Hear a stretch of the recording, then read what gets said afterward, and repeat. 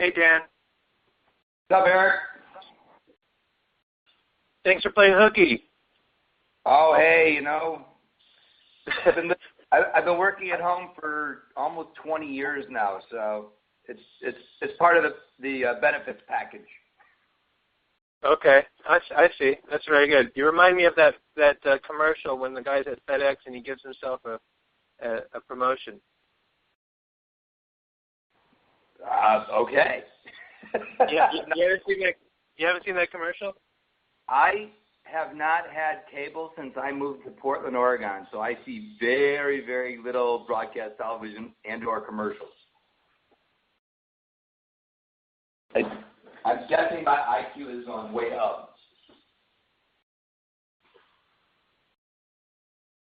Well, it's basically just a guy is in line at FedEx, and he's really pleased with the service, and then the woman behind the counter says, well, since things are going so well, maybe you'll get a promotion.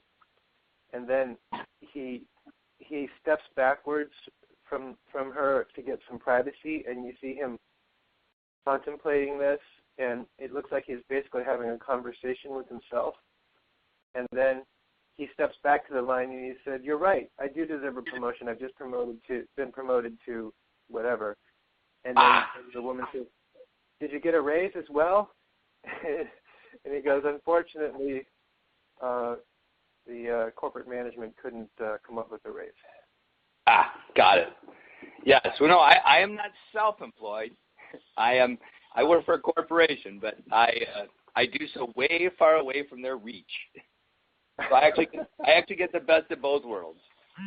That is pretty good. Pretty good.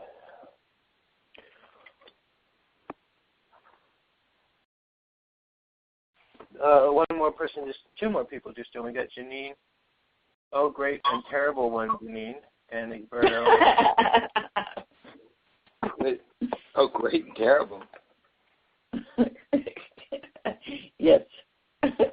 Is that like the mighty Fava or whatever? Exactly. Oh, great and terrible one. Can you guys try the conductor's link I put into the agenda at the top? Make sure it works. I'll check now.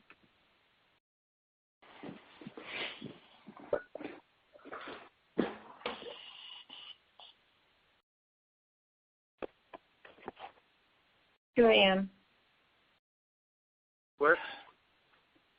I'm in. The link worked. Okay. See, the one that comes in my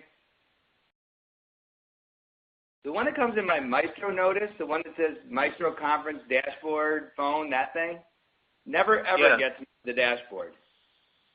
It goes to a screen that says. Yeah. I don't think it's designed to. I think they designed it so that you have to go into the intros of Maestro and pull that link out. Well, that's fine, but then they should learn English. Because it says to see the participant dashboard during the conference, click there. So I don't know. Yeah. I'm pretty confident in English that means I'm supposed to get there if I click on this link. Yeah, I noticed that. Peculiarity too. Yeah. Yeah, like for 2 years now. This thing's I don't click it anymore because I don't expect something new to happen from doing the same thing. I believe I just been called insane. Yeah, exactly. No, it's like a monkey trap. You know what monkey traps are, right?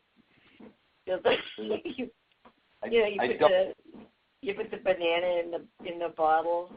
Oh yeah, I got it. The monkey reaches in and he grabs the banana and he can't get his hand out. He has to let go of the banana to get his hand out of the bottle. Right. I remember I want to say it's one of the very first Simpsons I ever saw was the one where Lisa was training a rat and the whole thing was like, can I train the rat to be smarter than Bart? And she put a piece of cheese up and like she had the rat in a dollhouse and she put it up high and then she put like a piece of candy up high, and that every time Bart would try to climb on the second shelf, he would get a shock. And the same thing with the rat. And the rat figured out how to stack up other things to get to the cheese safely, and Bart just kept going for it and getting zapped, going for it and she's like, rat one, Bart nothing. Oh.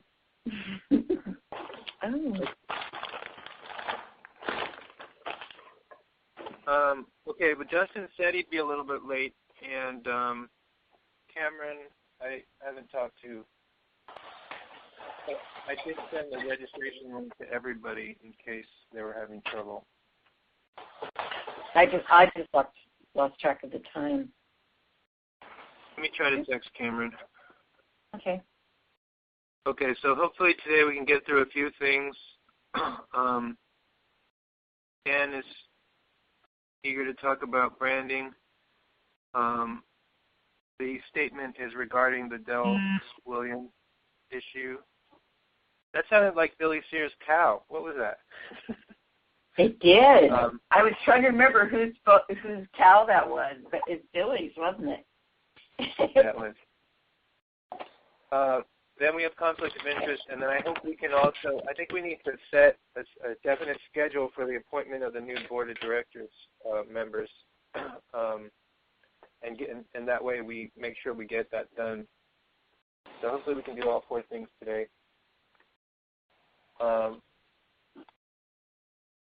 Branding, statement, conflict of interest, and new appointees. Okay.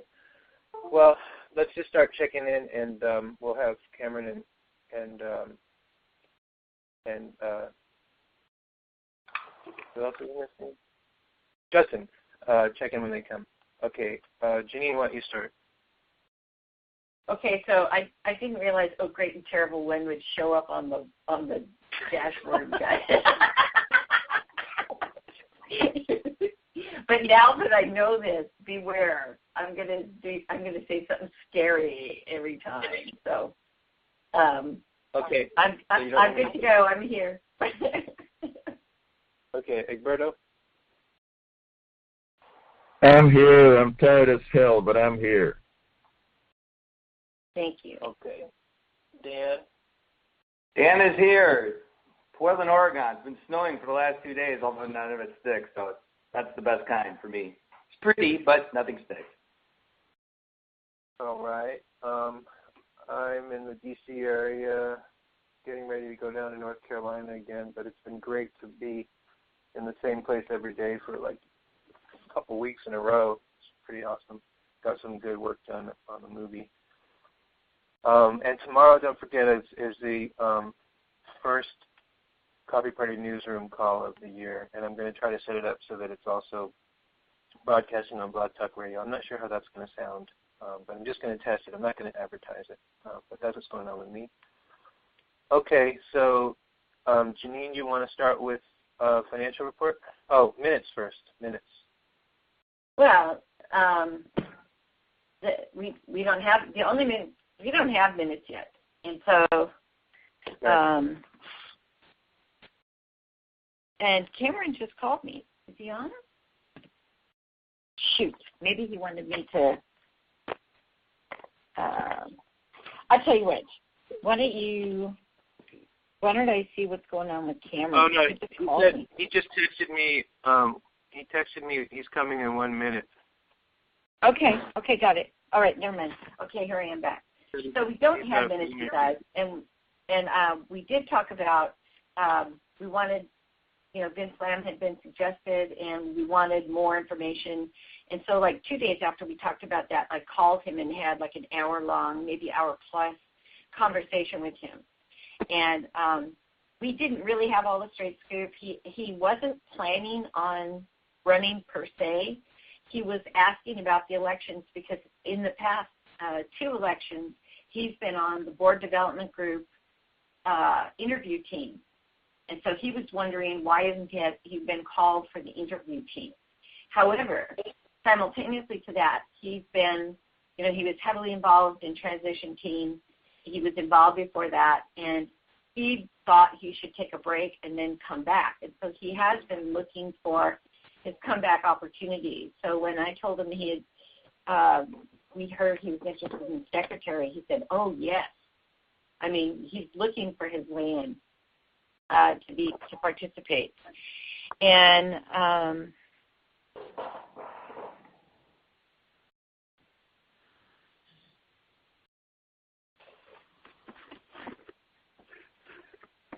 Great and terrible one. Are you still there? Yeah, I don't hear you, Jeanene.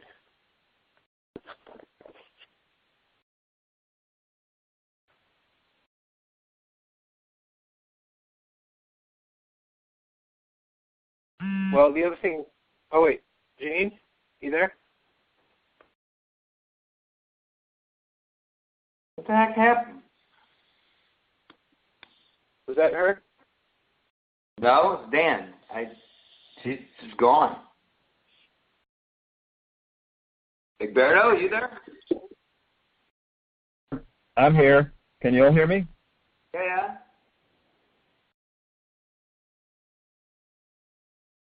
Egberto's here. hello. Dan, I'm sorry. I'm sorry. I was just Cameron's call took over my phone. He can't find his registration. I told him what to do. I told him to go to the one you sent and re-register and come in. So yeah. All right. So I'm back. I apologize. I'll be quiet now. Unless you want me to talk about Vince. Well, as far as so Vince is someone we should strongly consider for onboarding as secretary, and I volunteered to go through the notes from the last several meetings since John Cashin fell ill, and I'll do a terse but not a brief but not dismissingly brief minutes. Jeanene was saying that Vince would be willing to listen to them all, but based on the notes that we took, it's a lot of work. I think based on the notes in the agenda, I think I could do a paragraph for every meeting that since John fell ill. What do you think, Jeanene? I think that's fine. And what you do is you call that, instead of minutes, you call it the meeting summary, and you give it 2 dates. You give it the date that the meeting occurred and the date where you actually did the meeting summary. And if you wanted to have a little footer that says basically we're making up for having lost our secretary. And the only thing you absolutely have to do is the attendance and any motions made. It's good if you can bullet the topics we talked about or anything significant anything that looks like a decision, but the thing you really have to have are any resolutions where there's a move, you move second and vote. And then you have to list the vote. Actually, no, we put the vote somewhere else, but that's okay. Okay. I'm here.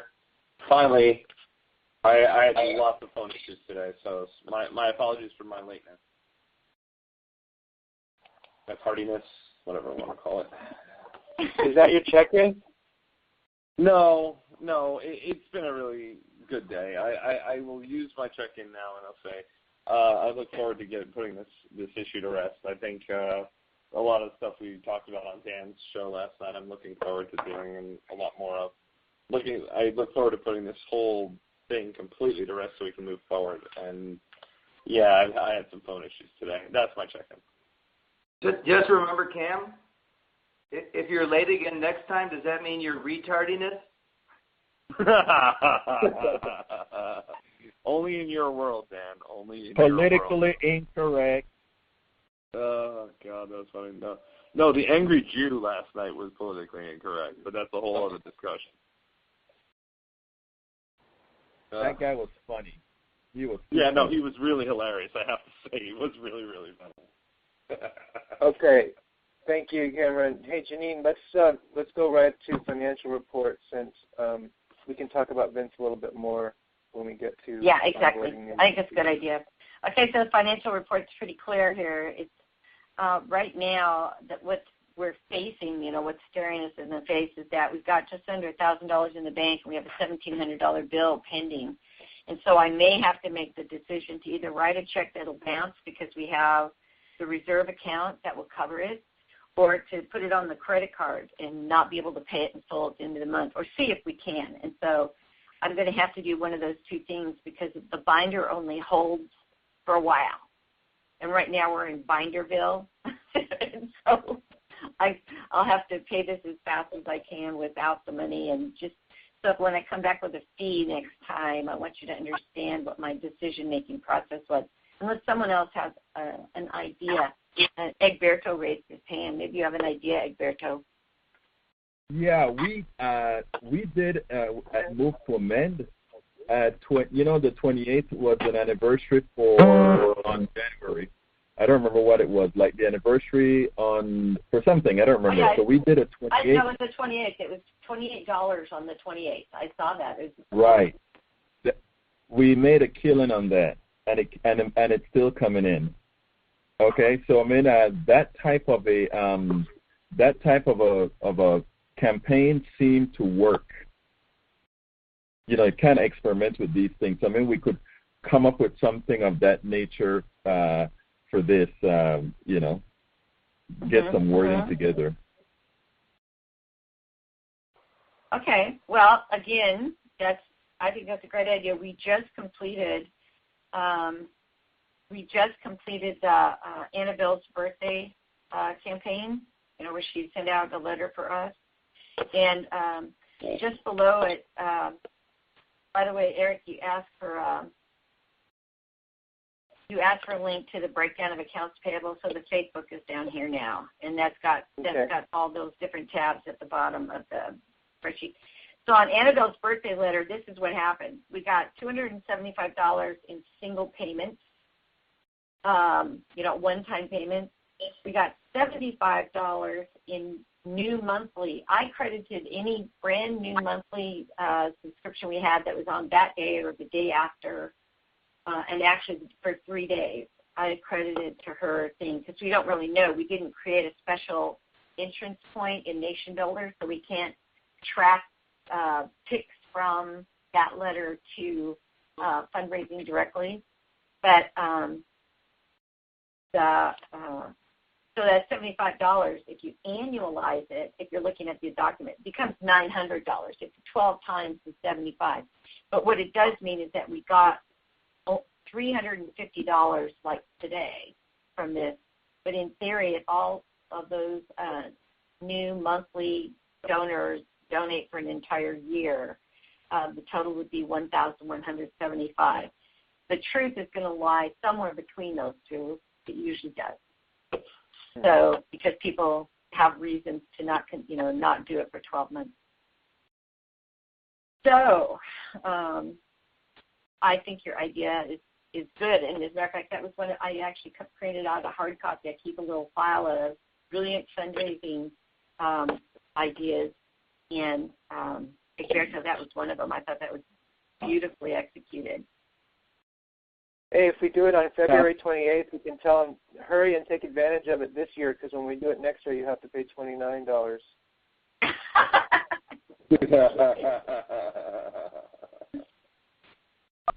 Oh.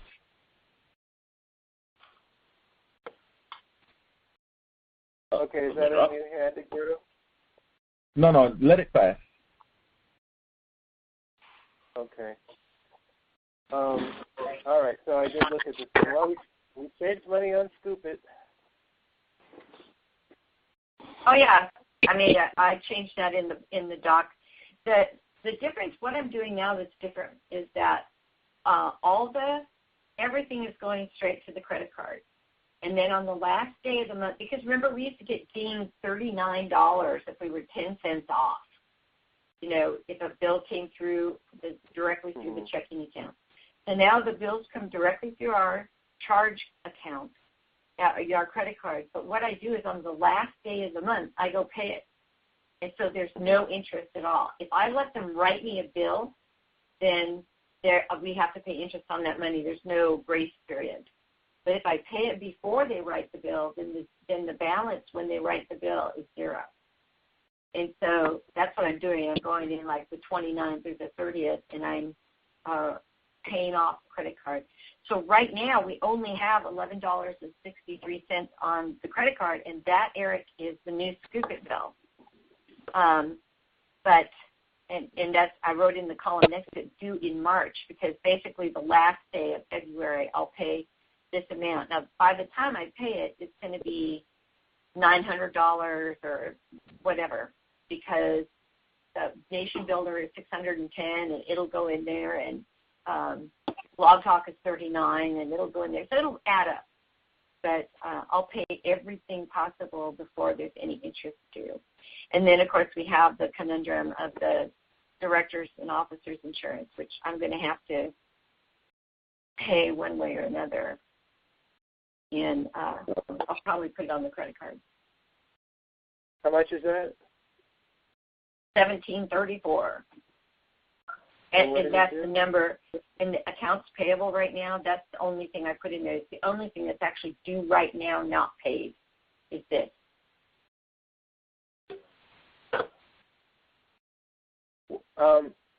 Why are we paying Social Help Online $500? We paid them one time, and that's what I. That's not a recurring payment. Not until everything. But I'm not paying them anymore. They turned around and wrote us a proposal for $12,000. But I don't know. Did they do something at all, or I'm curious? I would push back on it, regardless of any of it, until everything is worked out and we're starting to push a bunch.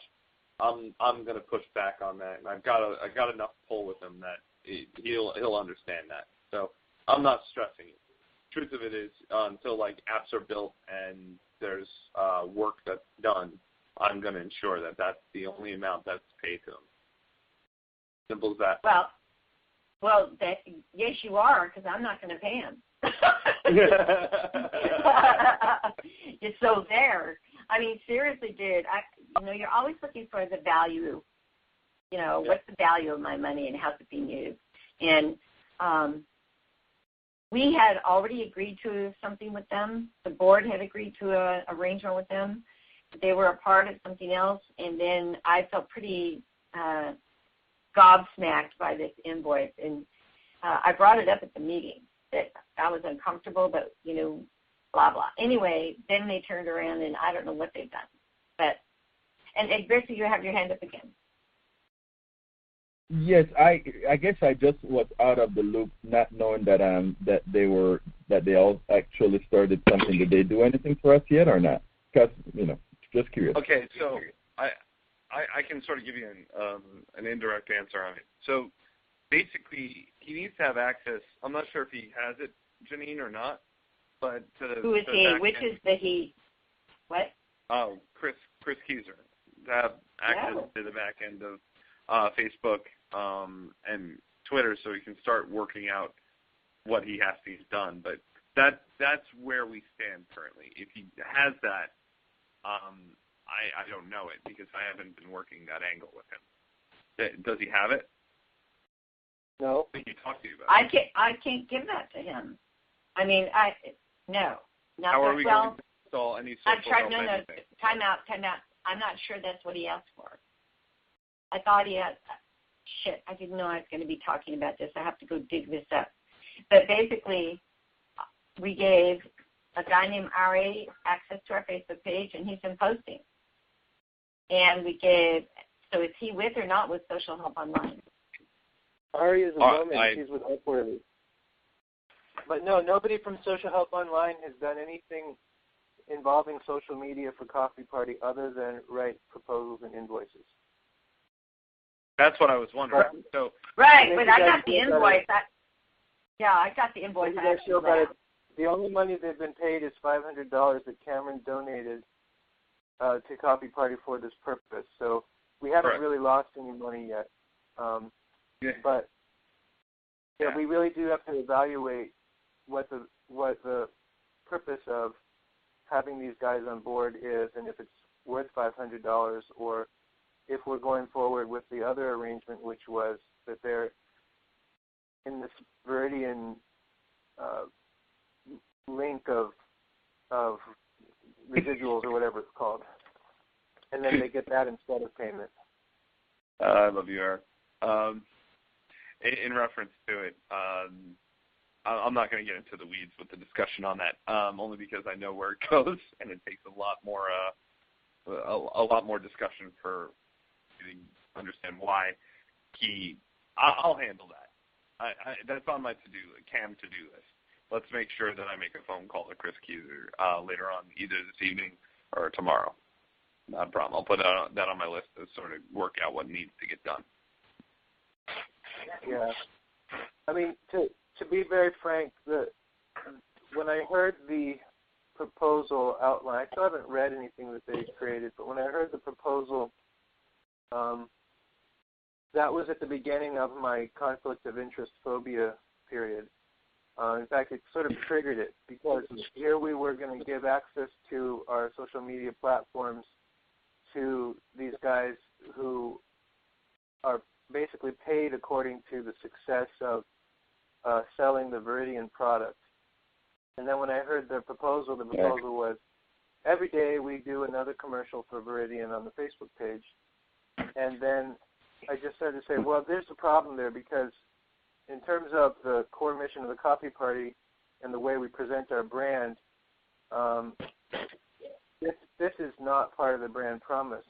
And then if you have people with access to the social media tools whose interest really isn't in the 99% of people who aren't going to respond or aren't even capable of signing up for Viridian, their only interest would be the 1% of people who might.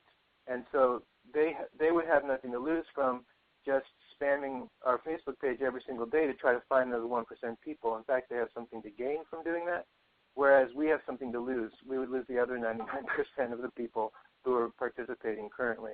So there's a lot of pitfalls in the arrangement. Even if we go forward with it where we don't have to pay them $500 a month, we might end up paying in another way. Right. I just forwarded to everybody a copy of their proposal, their scope of work. And my comment on the email was, holy bait and switch back, Guano. I was like, no. This is not what we talked about. So I think I don't think it's unreconcilable, but I do think that there's a long way from having touch on our space. And I think I'm with you, Eric. I think we need to be very ginger about this. And what we're actually, there's a whole separate conversation here about Viridian. And the Viridian group is working hard to be able to bring to this board of directors a responsible strategy, right? And it's kind of awkward for me to have it sort of partially discussed here and partially discussed there, but it's okay with me to get your input about, I'm glad other people reacted to this the way I did, and I think it was very confirming for me to think that we're not, that we are all pretty simpatico. I just don't want to immerse everybody in all the details of what we're trying to work out, although when we talk about conflict of interest, we're going to have to talk about that again. Cameron, I see your hand up. Yeah, what I want Eric to understand, and this is why getting into the weeds with this is hard, because you're thinking that he gets a humongous benefit from the actions of which Coffee Party takes, and he really doesn't. I mean, he won't, because the reality of where he stands within the matrix of it, if he doesn't do the work in any of the lines that he has, or even reaches specific levels, he doesn't really get much money at all. That's the whole point. The reality of why I set this up we could jump into this discussion if you want, but the reason I set this up the way I did was so that we wouldn't have that situation where he would try to usurp the brand in reference to the benefit of financial gain. I sort of saw that coming, and I put the right. I think I put the right buffers in place to ensure that, because he's asked me that question as to where that goes. So he basically, the last time I spoke with him about the social media stuff, he said we need to have a separate conversation and set this up, please, for what we have to do in terms of social media for just Coffee Party, by itself. I understand where your concern is and where the phobia is. It's loud and clear. I get it. Okay, well, so in the future we need to consider the Viridian thing, and then we need to consider the social help online thing. I just was trying to see if we could take that 500 out of January on the fake book. That's the only reason really why I brought it up. Makes sense. Well, I thought you brought it up because we spent $500 and we haven't seen anything, which I was very enthused about, Eric. So make no apologies for that one. Yeah, that I already complained about that, and it's done. Okay, I'm talking about future payments, and like I said, Cameron is the one who footed that. Really, he paid the $500. So. Yeah, it was out of my pocket. Well, that's fine to say he paid the $500, but that's $500 we can't use for anything else. So, hey, that's an interesting rationalization, but the truth is we paid money for nothing so far. And so that's not going to happen anymore, right? No, not for a while. Okay, well, then who's going to have the pleasure of removing that $500 from the pink January column? That's when we paid it, and we're not paying it anymore. It's been done. Okay. So can we put it as a zero, that $500? Wait. Let me look. Or if we paid them $500 twice? Let me look. Where am I looking? Recurring expenses. Oh, no. Yeah, it's if it was December, then it's gone from January. We've only paid it once. We're not paying it anymore. Yay, it's a zero. Okay, boom. Yeah, I made it a zero. Thank you. I apparently didn't catch that. All right, so it's not as bad. In fact, you could pay off everything now and not be under, right? No, that had nothing to do with it. I didn't factor that in. I didn't factor that in because in my spreadsheet it was a zero. I mean, I didn't count it as. Oh, that had been a total column, and I turned it into January, and I just didn't finish the job. Okay. Yeah. So no, it's all good.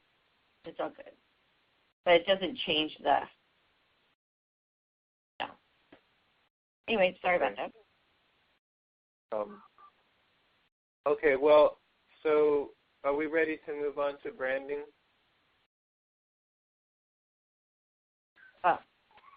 Any further questions on this? Any further things to report, Jeanene? No, I think I'm good. Let me peek back because I went to where you were pointing to on the spreadsheet. No, it's all good. Thanks. Justin I just texted Justin and he said he's dialing in just a minute or two. Okay, so conclusion from this is that we need to be doing another sort of fundraising type of deal. Right, and I have to tell you, we really thought that we'd be doing Viridian fundraising by now, and so that's part of the lapse here. So you're right, we have to do that.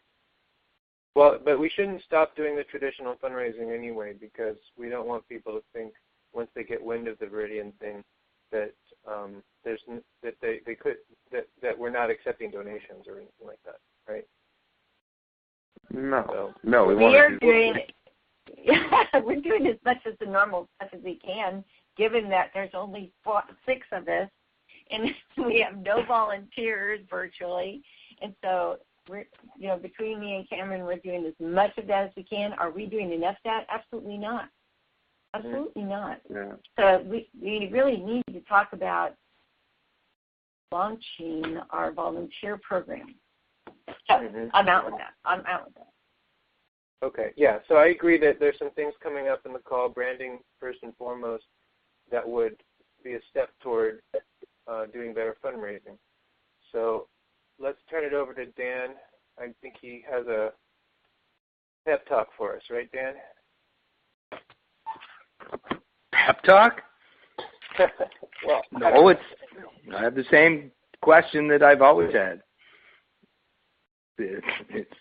It's boring, but the conversation spikes. We had the conversation. It got centered back on the conflict of interest, and lo and behold, since that day, the amount of anti-Fox News, anti-Republican rhetoric has just, it's almost dried up. It's been amazing. And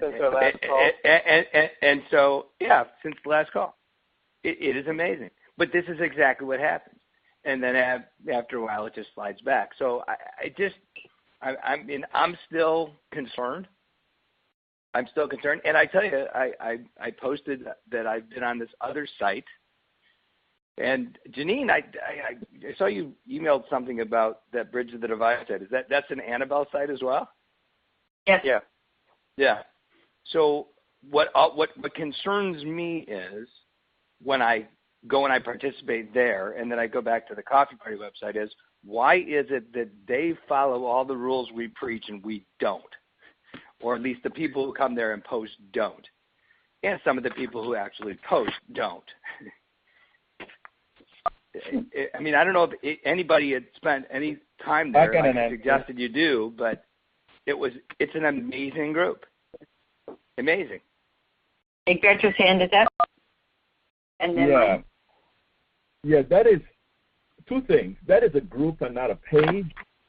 And sort of the rules that apply to groups, it's different. I'm not talking about the actual rules per se, but there are many people that would visit groups that would visit pages and just peruse pages. I think we have a fundamental misunderstanding of Facebook.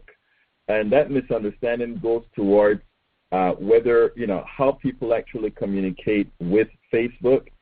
In a group situation, you usually get, when you have a group, it's usually a group of people that actually go to the group and work within the group.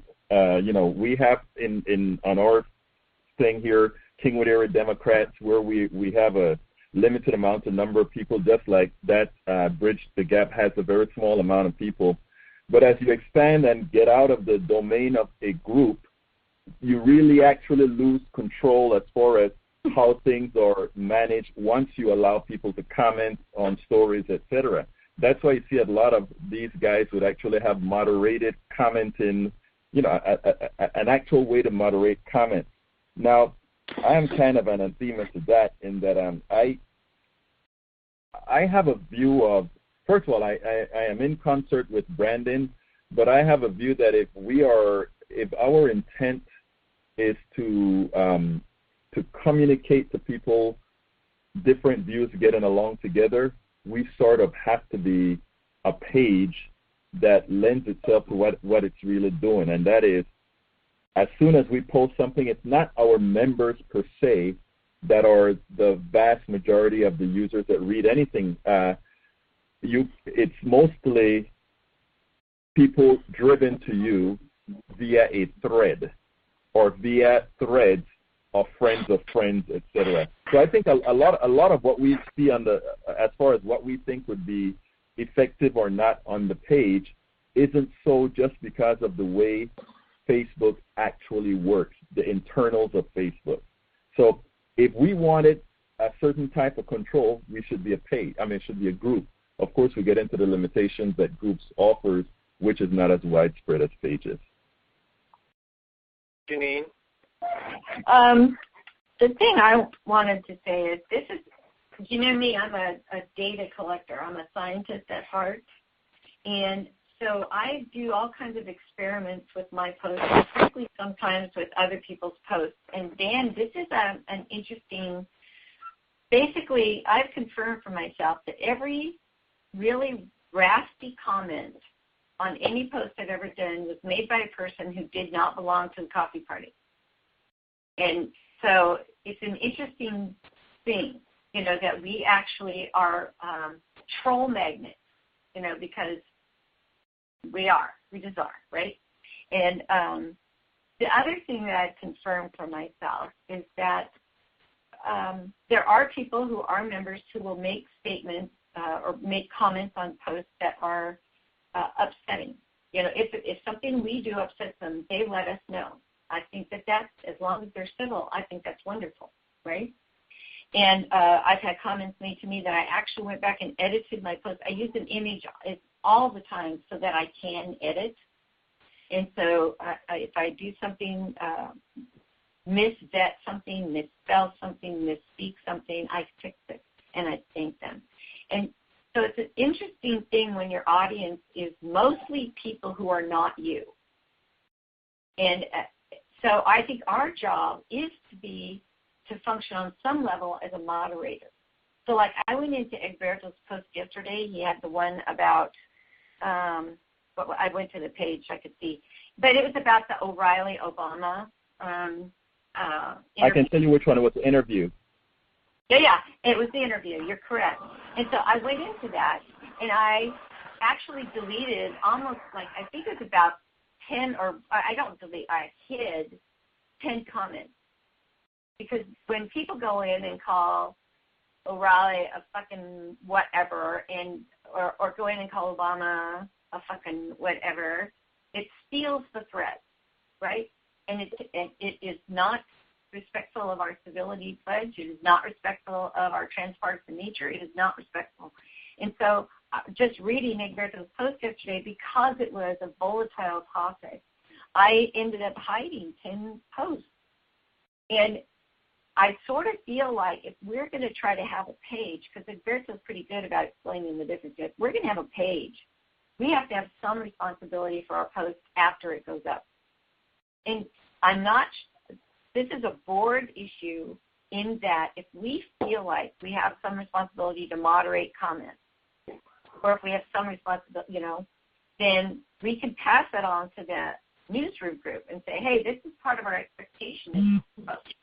If you're a content creator, you have some responsibility for the downstream consequence of what you say.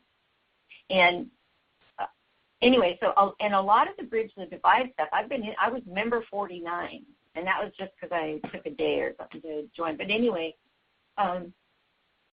there's a lot of self-regulation in there, and if you look at our page, and if you study this, if you study comments to post, you're going to see a lot of self-regulation in that one person will say to another person without me, the coffee party person, having to step in, hey, that's this or that's that, or we don't talk that way, or, there is some amount of self-regulating.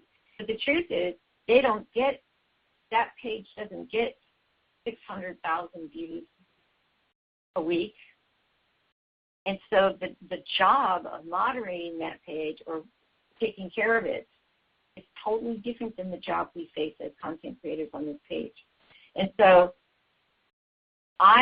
when you say we, I hope you're speaking to we, the directors and the content creators, right? I think it's our job to do that well, to maintain our brand integrity. And I would add, and all this has been about my adding, that we have some responsibility for what other people post and whether or not we choose to allow it to remain on our page. And with that, I see Egberto has a one. Thanks. Yeah, I was actually, Chris York and what's his name, Spanish name, Solis. These guys actually started texting me, direct text with me. And it was kind of interesting, the conversation, because it turns out later on that after talking, they sort of saw, I actually explained some of that to them as far as how pages work and how conflict works and all that kind of stuff. And if you take a look today on the posting, there's something that I told, I think, Chris York and them, and that is, if our intent is, and by having a page, it makes that obvious, right? If our intent is really to foment some kind of change, what you see in those pages that you have that almost perfect civil behavior, you see people that are talking amongst themselves. That's what I think I was talking to York about. They're preaching, no, actually to Solis about. They're preaching to the choir. If you want to preach to the choir, people of like mind, people that are already in this state of civil conversation, you don't need a coffee party, right?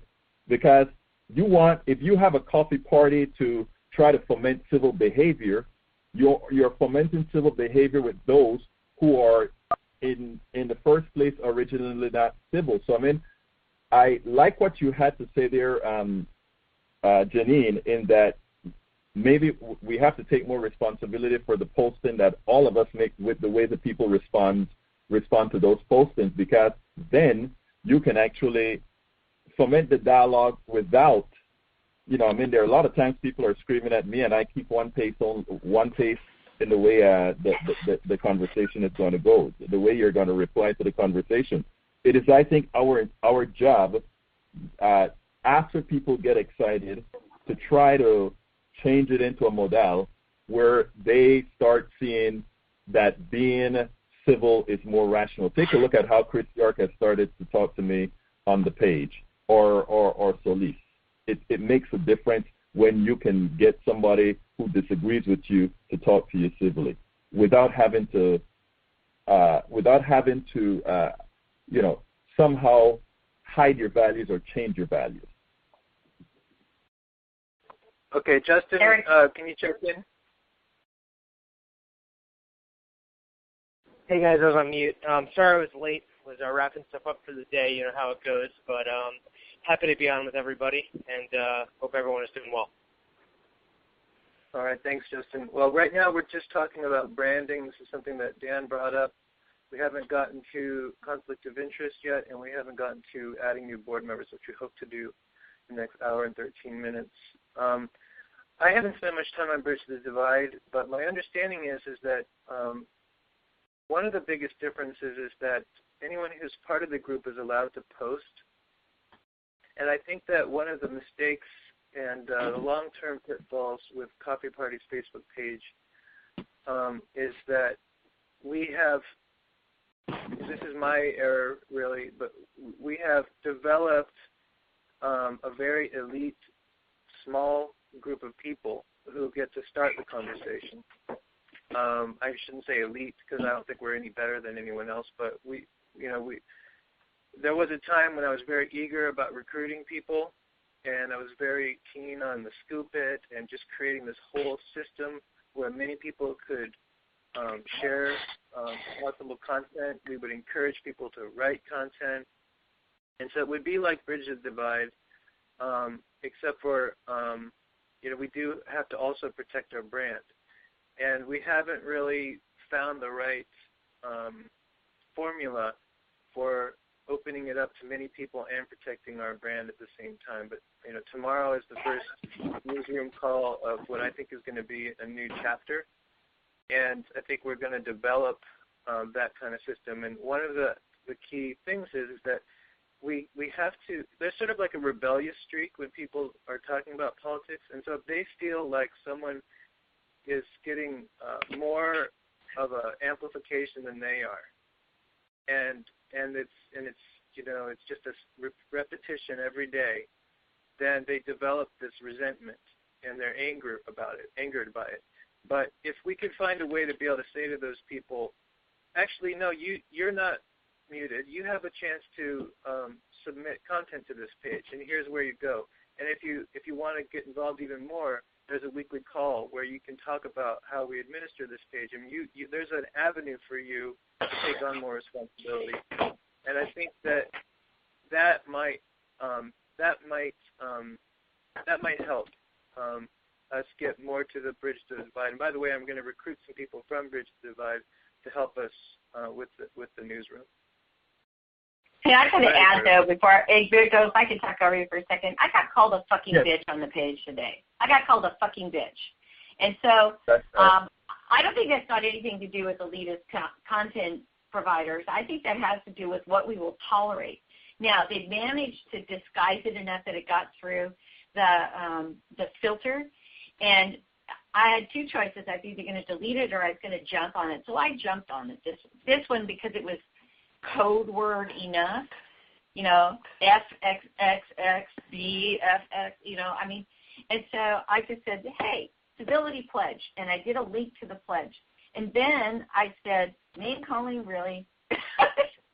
But it was like, there's two sides to this question, Eric. One of them I think is very legitimate, which you just brought up. But the other is what Dan was really speaking to, which is if we're if we have a brand and that brand is site stability and reason, and have a take this out of the sewer and actually have fights if you want to, but have them be civilized and fact-based.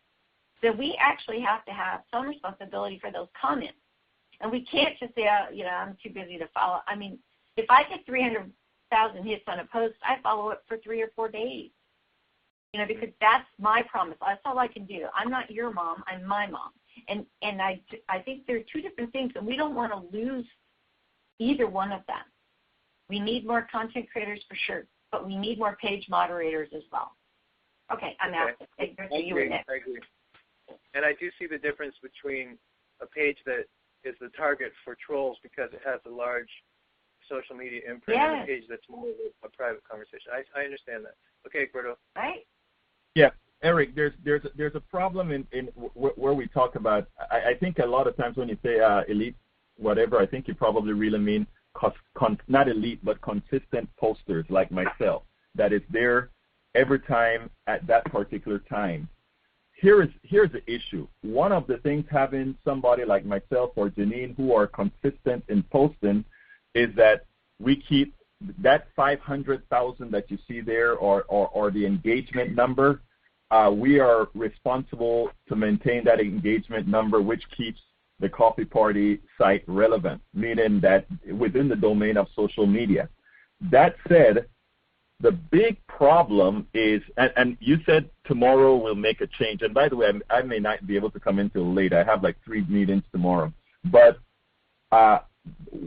here's the reality. The reality is that you do not find consistent people on a volunteer basis that are going to give you good content consistently. You've made that statement before, when we started from the transition group to otherwise, where we say, we need to get more posters or whatever. People post a couple of times, they get bored and they stop. There are only very few consistent posters that we've ever had to the Coffee Party site. So, I think one of the things that I had suggested to us is folks bringing in other sites and doing things, because it's not an easy. First of all, it's not an easy job to be scouring the internet, reading stuff, and adding narratives to it, etc. So I think if we are going to go into a meeting, let's say tomorrow, and think that our solutions is getting posters that way, that is not going to really be the answer. We're going to actually have to get delegated people who make that commitment to do that, which is not just a simple volunteer that we pull up and pick. It has to be something like, Michael decide that he's going to have a time and always print, or else it's not going to get done. Yeah, well, what ended up happening, I think, is that we had an open door for a while, and then the door just kind of closed. And we haven't made any changes really to the process, or really haven't done anything for a long time. And so we're going to make some changes now. I know there are pitfalls to opening that door, but I think if you compare it to the kind of the brand expectation that we have now, I think that I would rather say to our audience, the product you see is the result of the democratization of media being exemplified by a large group of people. And if they're dissatisfied with that, I can say, well, a lot of people are getting a chance to express themselves. They're finding their voices. They're learning how to have civil dialogue, and they're becoming active citizens as a result. And we're bringing in the right kind of people, because we're bringing in those people who probably wouldn't have gotten engaged if there hadn't been a platform to give them this opportunity in a safe, respectful, civil environment. So we're becoming a factory for active citizens in America that we think can contribute something to their communities, their states, their country. I prefer to say that than to say, I apologize. What happened was we just got stuck in our ways, and we haven't been able to make any changes. There was there was too much fear of making changes, and so we're just going to continue with what we have, and if you don't like it, here's Bridge the Divide, which is what I've been telling people when they write to me and say they're leaving. I send them to Bridge of the Divide because we haven't been able to maintain our brand, but Bridge the Divide has.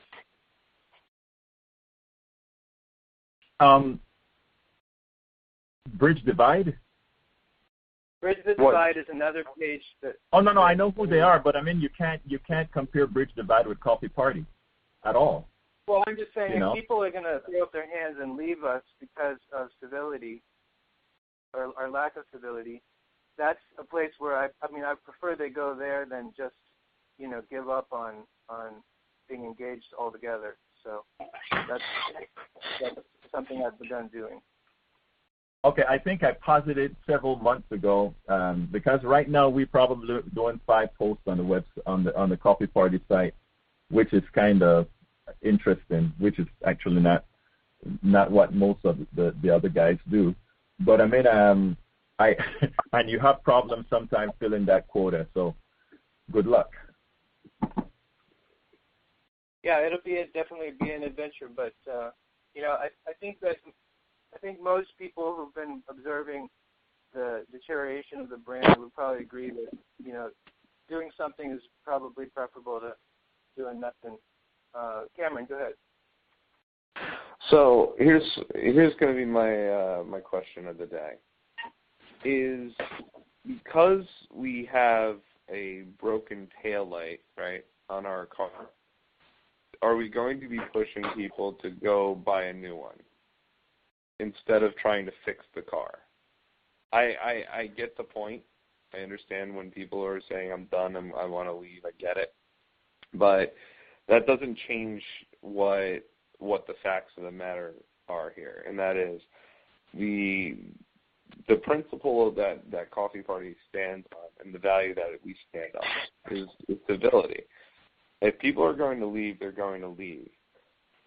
Getting them and pushing them to something else, it would be like saying it's the Daily Post. Well, if you don't like us, just go to the New York Times. It's not enough brand yes, here. Exactly. I don't think that's the right answer because all it does is, opens up the whole door of, hey, why don't you just leave? Everybody. And then, what happens from that? That seed gets planted in that one person. Hold on. Let me finish my thought here. When the next part of that happens, that person is tied to 10 other people, and they have conversations, and they say, oh, you know what? Coffee Party's shit. Let's go over here to Bridge the Divide. What happens from that point on when you have a word-of-mouth model that says, hey, you should go over here. Eric Byler, the starter of Coffee Party, said, or Dan Aronson said, or Cameron Michaels said, or Egberto Willies said. The real truth behind this, as far as I'm concerned, is I believe these colors because I believe what can be from the vision that this organization has. I don't care to see us try and push people who are leaving the party to go to something else. I prefer one of us calls them and says, so what did we do? What did we do wrong as a party, as an organization? I would really like to understand that, rather than it be, if you're going to do this, go over there. And with that, I'll yield my time. Can I answer something? Your hand's up, Egberto. Go ahead. Yeah, you see, you asked the most important question. Why are you leaving? I would posit that most people are leaving because they feel we're not doing it. I think we give a lot of stuff to, let's say, civility, when most of the incivility actually comes from, as Jeanene says, the people who are posting. I think the question is a lot deeper than that, and I feel like this is deja vu all over again, because I feel like sometimes civility is a moving target the way we handle it here. In other words, what is civil, what isn't, or whatever. I think if we really want to do something, we open the doors for people to come in and post more and have more dialogue or whatever.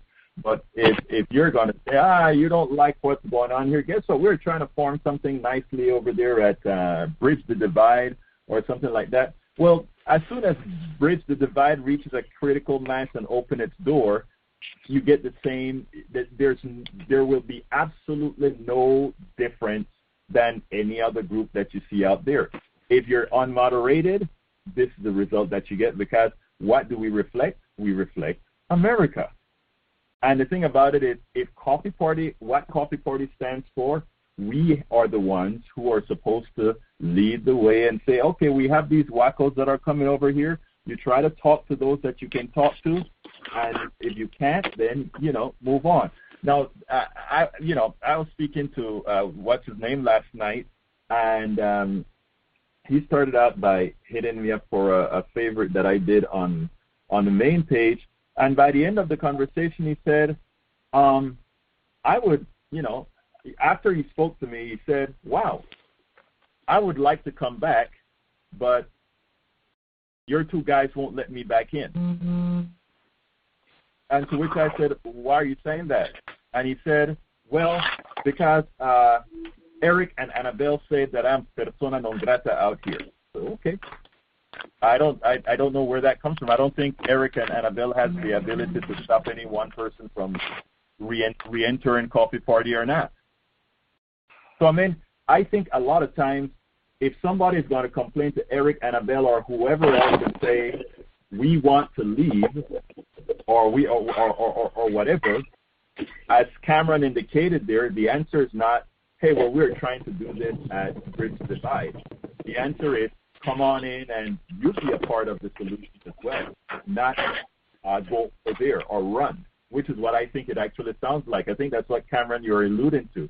In other words, instead of saying, in the fold, this is what we're going to do, it's like, oh, we're doing that other thing there, so why not try that? And I think that is, to put it bluntly, that is wrong. I send people to Coffee Party as well. Okay, well, just so you know, the average response is, I apologize, I'm sorry to lose you. Bridge the Divide is practicing civility, and I say check back with us. I used to say just go to Bridge the Divide. Lately I've been saying check back with us, because I am going to dedicate myself to, like you said, Egberto, if it's not moderated, then it becomes a free-for-all. I'm going to see to it that it is moderated. Okay, Dan, you had your hand up? I did. I was trying to wait till everybody had their chance to speak before I chimed in. So I think I've heard from everybody, except maybe Justin. I don't know if he wants to weigh in on this. But in all honesty, folks, I'm not saying that the conversation that has been taking place since this subject was broached was worthless, and I'm not trying to diminish it. It's just not what I was talking about. Obviously, when you have the numbers of people that come to our site, 30, 40, 50, 60, 100,000 per post, of course, moderation is important, but that's not, I'm not worried about them. Here's the guy I'm worried about. You guys know Thomas Lunsford? I think I saw that name somewhere. Yeah, Thomas Lunsford. FYI, I have blocked Egberto's post from my feed. I was a founding member of the Coffee Party. However, when I go to the links he posts, I feel like I'm entering MSNBC meets MySpace.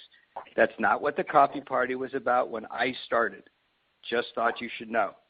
Now, I've got dozens of those, not all calling out Egberto, but dozens of people who feel that we are so left-leaning and so right-bashing that they just have given up and quit. Now, I will admit, not unlike Jeanene, because Debilyn has been trying to tell me how to get into the membership list, I have not gone back and compared and contrasted, right? But here's my point.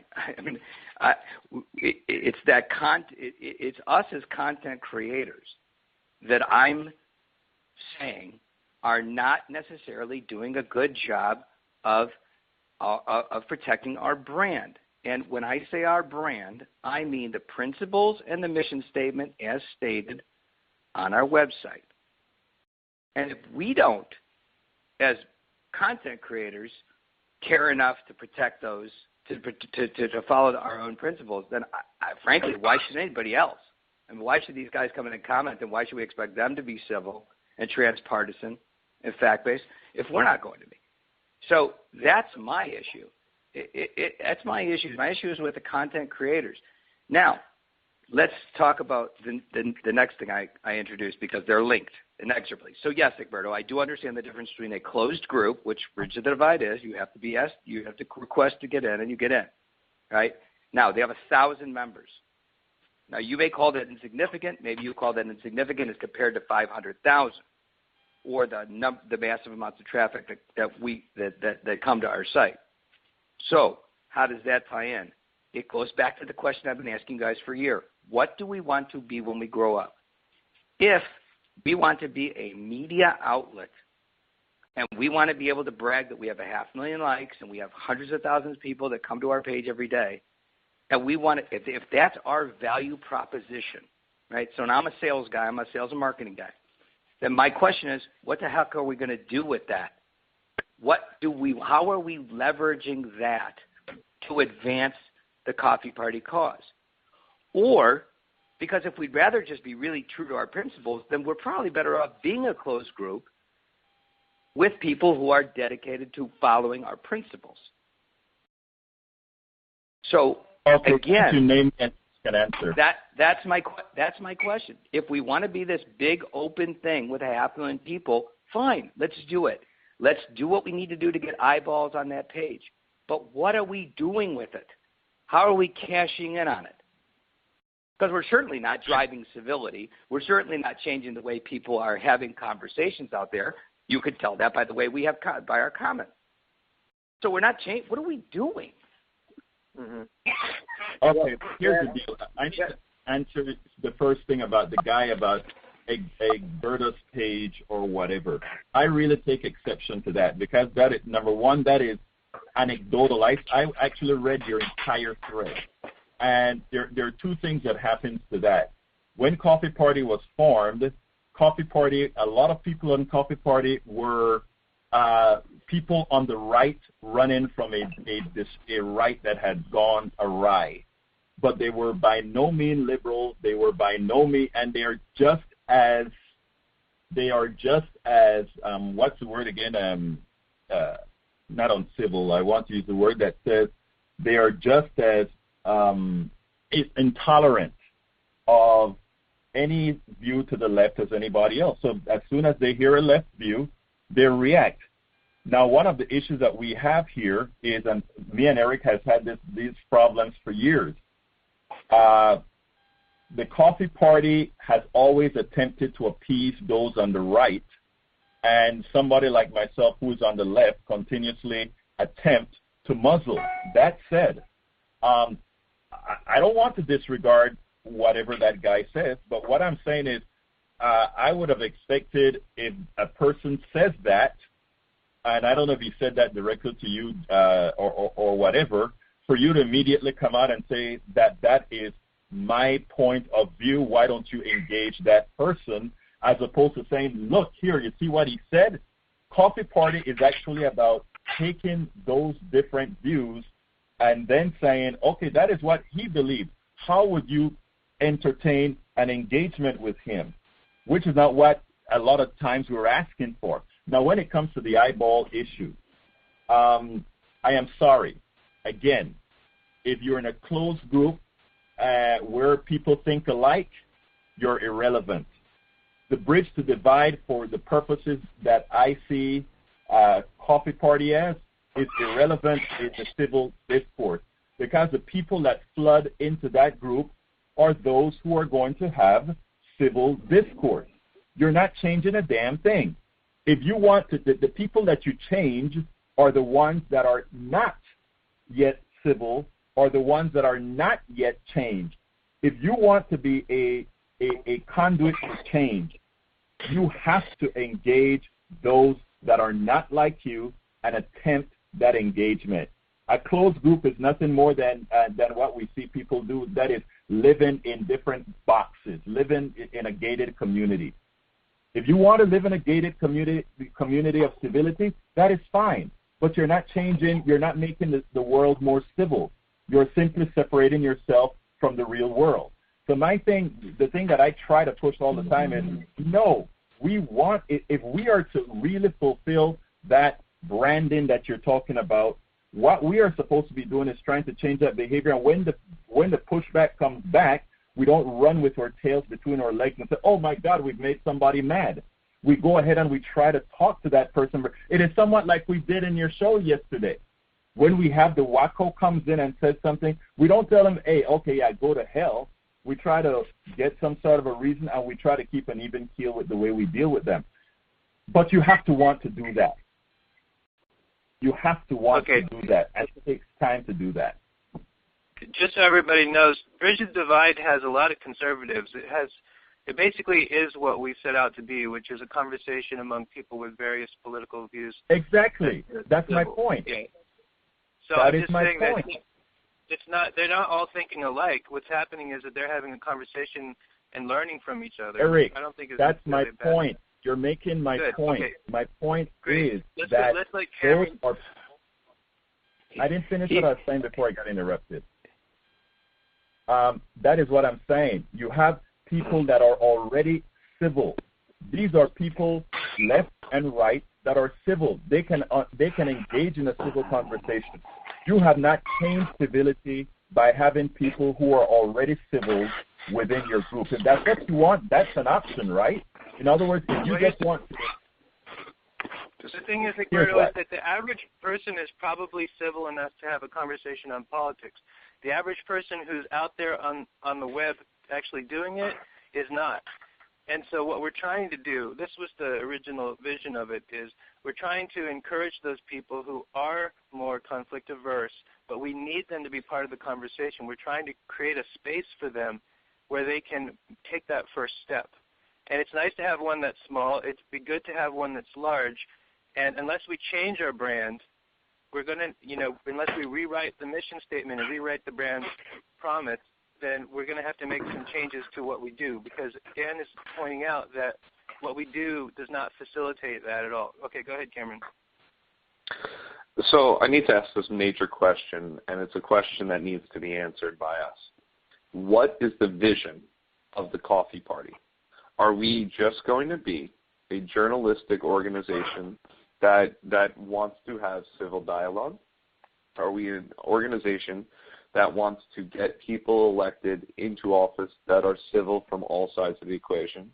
Are we an organization that wants to get money out of politics? What actions are we taking towards accomplishing any of that vision? And have we a plan of action on how to get there? The one thing that I keep hearing over and over and over again are infighting about the different dialogues that we have to have, the debates that we have to have. I don't hear anymore the vision that needs to be placed forward in order to facilitate whatever mission we're trying to get accomplished here. So one thing that go ahead. Well, I think that's why Dan is frustrated, because, and I guess I'm disappointed, is that until we restore the integrity of our brand, things like fundraising, which we talk about every meeting, things like taking action, things like inspiring people to action, things like taking on money in politics, we can't lead. We can't lead on any of those things, and we certainly can't credibly ask for money if we don't have a brand that has some credibility. So we start with restoring the brand, and then we try to move forward on other things. And try is failure with honor in any context whatsoever. But I will say this. Lead means that we take action and move forward. Lead doesn't mean that we have to restore anything. We restore by taking action. The one thing I tend to look at in this is that if what we're trying to get accomplished here is to get people to realize what the hell we're doing. Go ahead, Dan. We engage in political and social bridge building for the sake of finding solutions to common problems, working above and beyond ideological dogmas, putting the country first. Egberto, civility is not the end game. That is the end game. That is why I joined Coffee Party, And that is why Bridge the Divide is fulfilling the promise of the coffee party. It's not about getting uncivil people to be civil. It's about getting people from the left, the right, the center, and everywhere else in between talking so that we can find the problems to our common, the solutions to our common problems. Okay, what are we going to do? Your whole civility argument.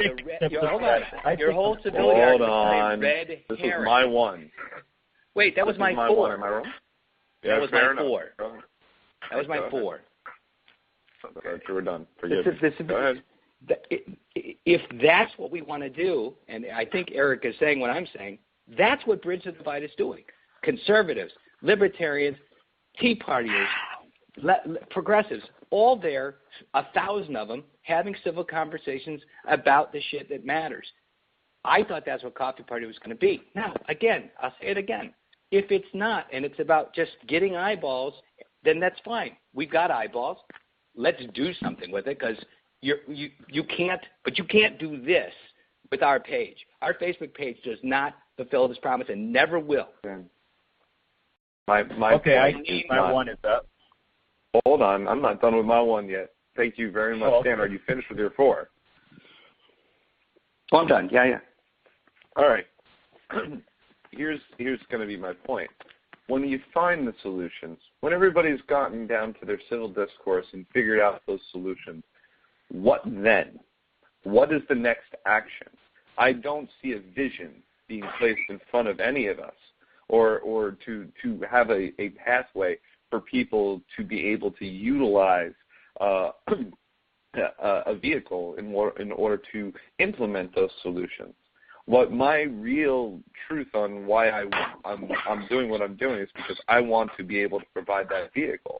What I want to know is whether or not Coffee Party as a whole is behind such a vehicle in order to facilitate change. If what we're going to do here is just talk and get things talked out and figure out solutions without an actual plan of action to take into account those solutions, then what are we doing? Okay. Okay. Jeanene, and then I agree. Jeanene just had her hand up for a while, and we need to move on to the rest of the call, rest of the meeting soon. Jeanene, go ahead. Okay, so I'm a good soldier. When I get my marching orders, I do that. If I want to do something else also, I can actually march and plan at the same time.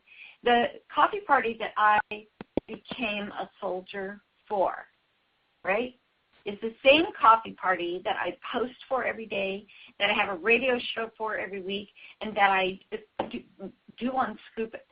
I have not changed.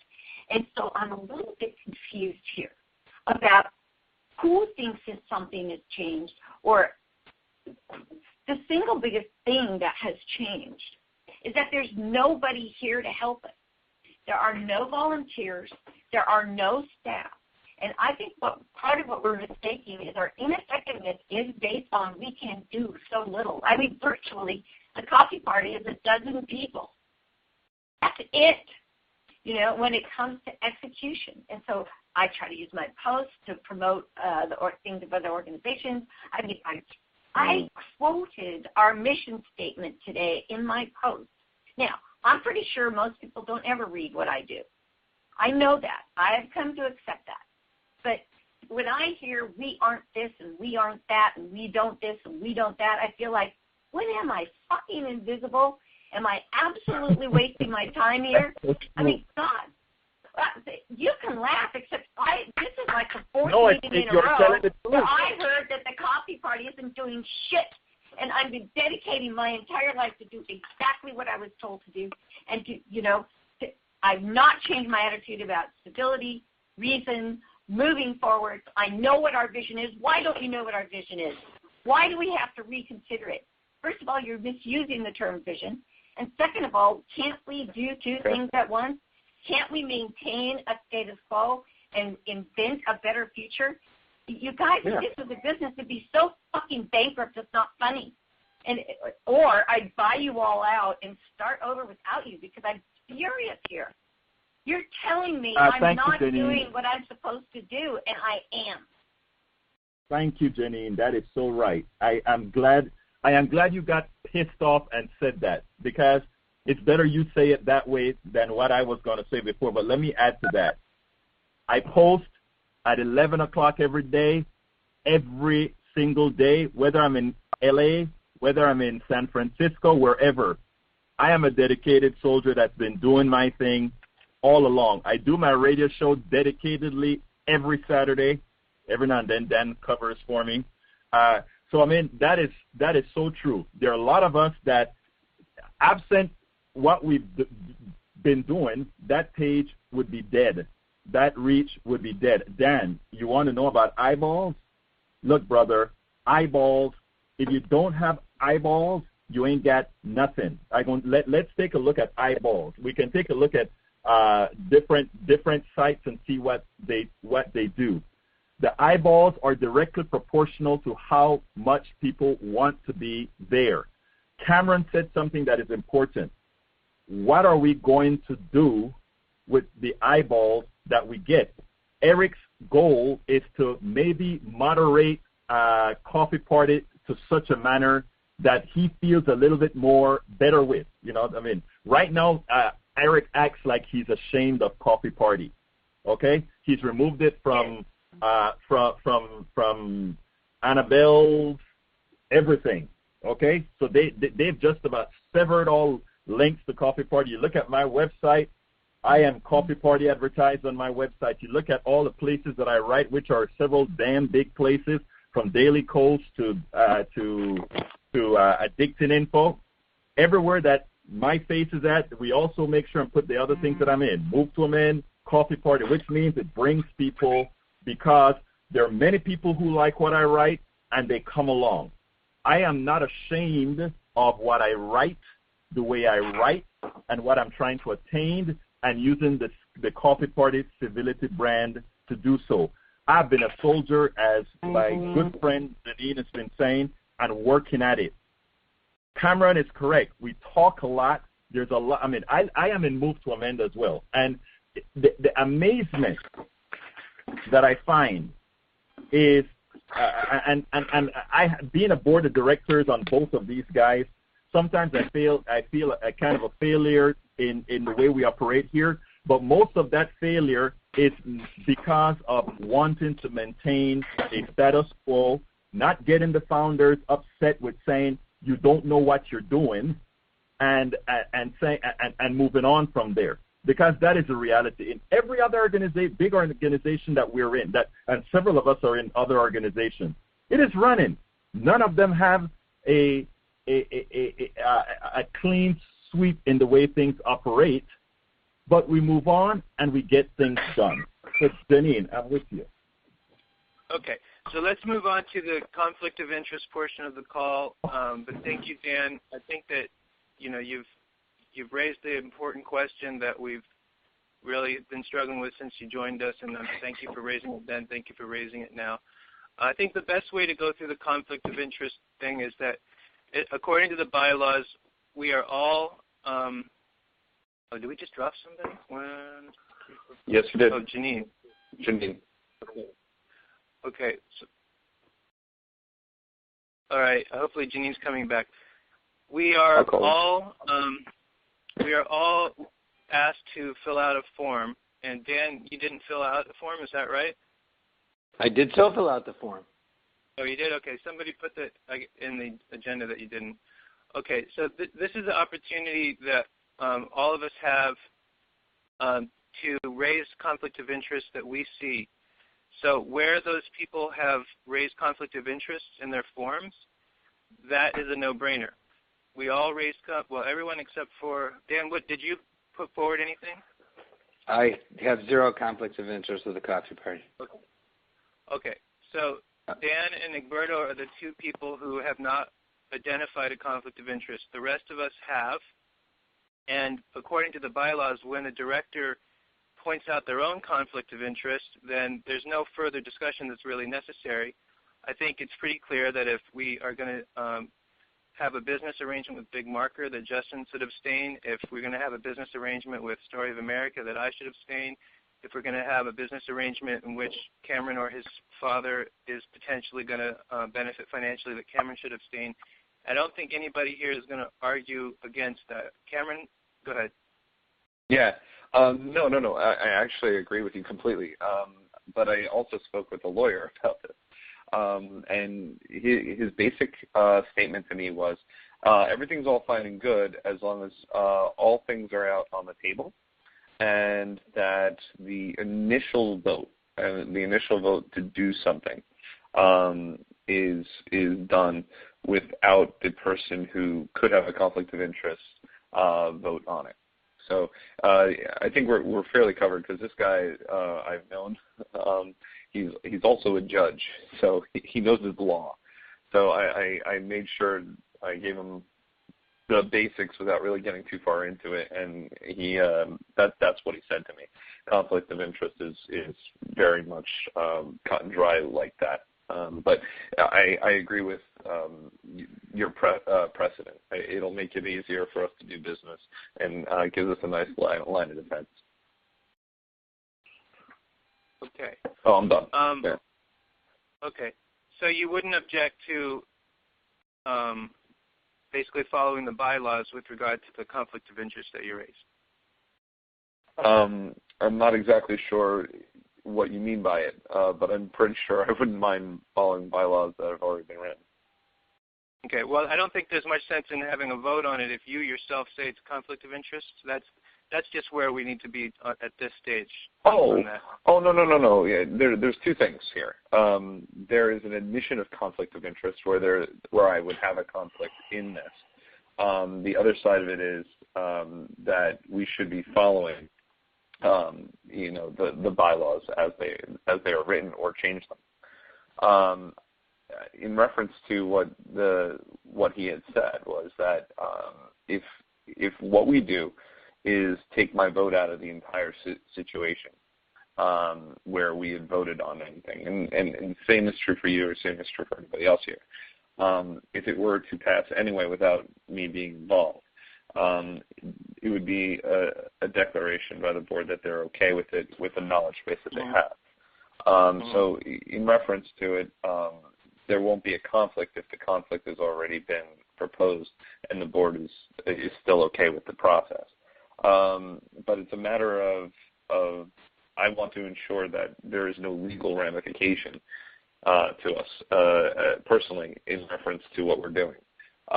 If a vote means that we cover down on that, I'm fine with that. If a vote means that we don't cover down on that, I'm fine with it. I just want to make sure that we're all in the same boat when it comes down to this.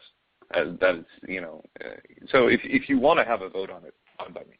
If you don't have a vote on it, fine by me. And that's what I'm saying. But I want to make sure that everything is down on the table before we move forward.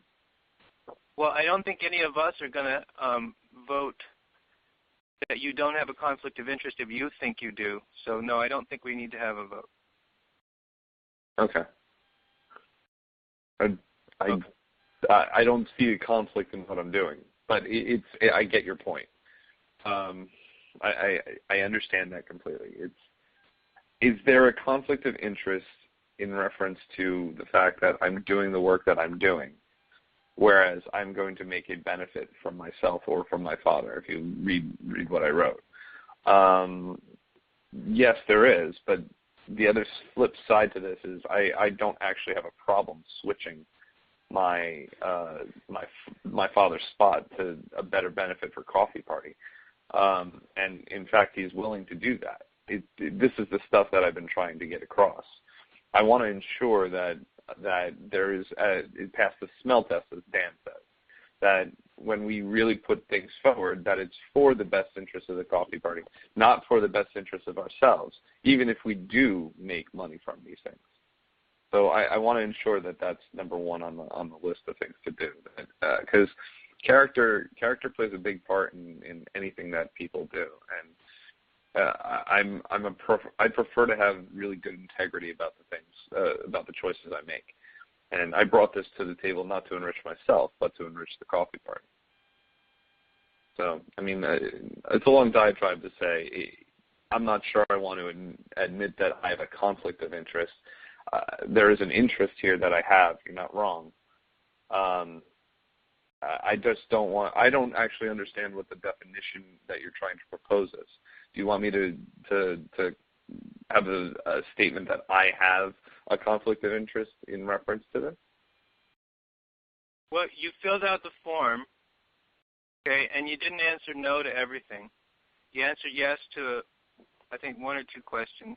And so, according to the way that it's written, it's different, though. The process in our bylaws, it's pretty much a done deal at that point.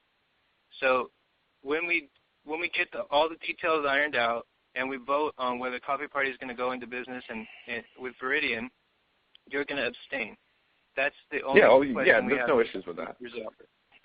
Okay. Yeah, there's no issues with that at all. I have no issues with abstaining from votes for anything that has to do with Viridian.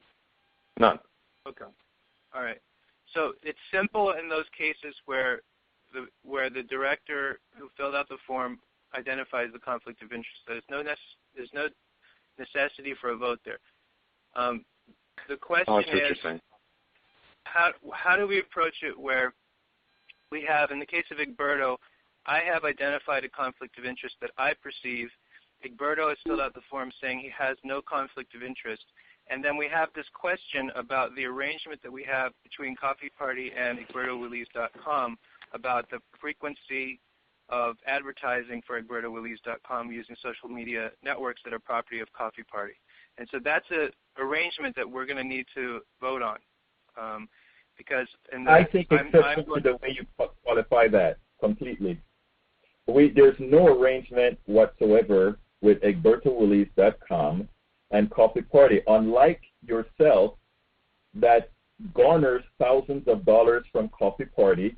EgbertoWillies.com does not. EgbertoWillies.com has no contractual agreement with CoffeeParty.com.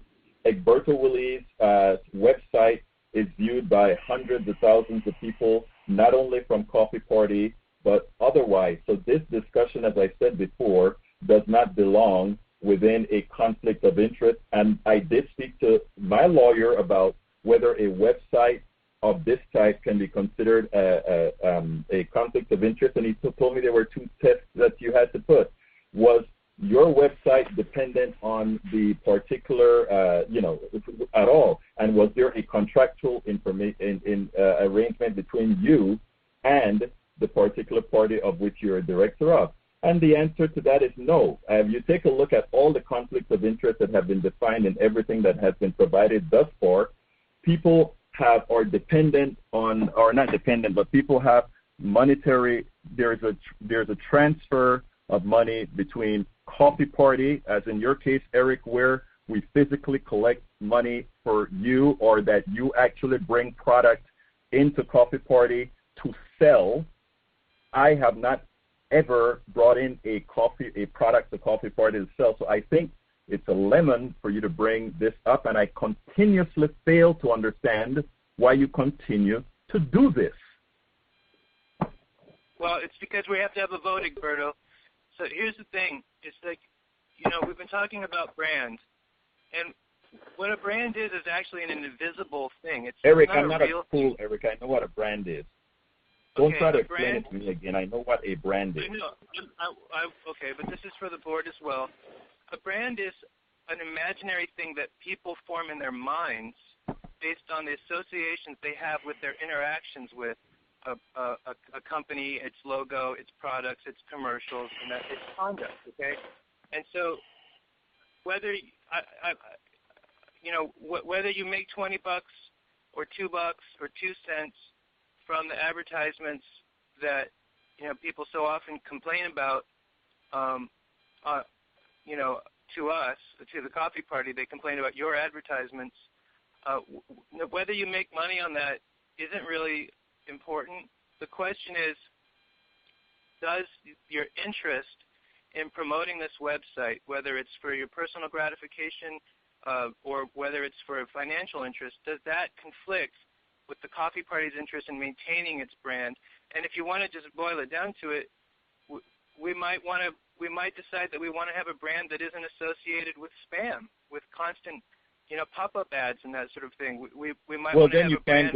Then you can't go to New York Times. Then you can't go to. You see what I'm trying to say, Eric? Is this again? What you're doing is you're attempting a vendetta. You don't say that if New York Times spams somebody. You don't. Or I hate to use the word spam. You don't say that for any of these other organizations, but you want to say it for me. And the reason you want to say it for me is because of your conflict. And what is your conflict? You would like to have Coffee Party in your brand, in your name, so that Storytime or all these other guys would fulfill, as you said last week, you would feel proud to be able to say you're a journalist with this. This is what this is all about. And I'm saying you may not like the type of branding that I bring.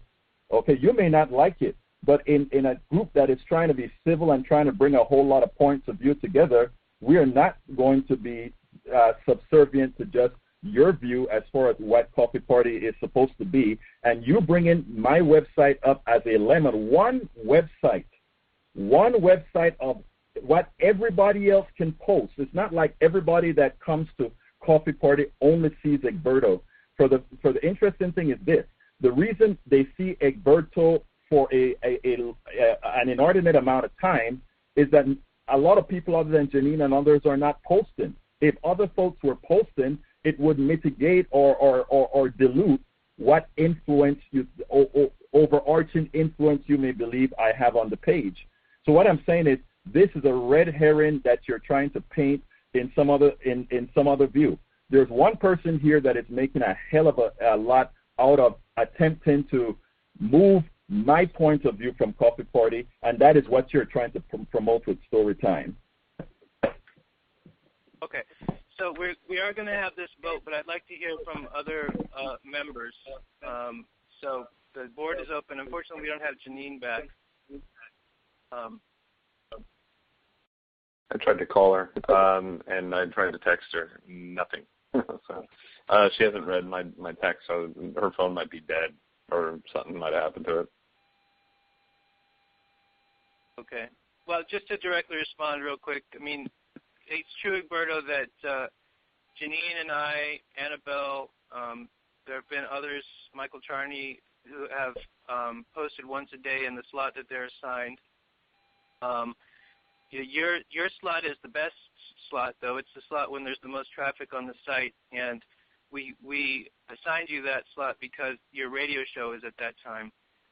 No, that's not true, Eric. Again, you're not giving true information. My site gets the coverage it gets because of the people I bring. Don't diminish what I do. When I post to Coffee Party, it's not solely traffic coming to Coffee Party from my post, but it is coming from my downline on Facebook. So please do not diminish that what I do. Great. I mean, if all I was saying is that at 1 p.m. Eastern time, there's more people on our Facebook page than at other times.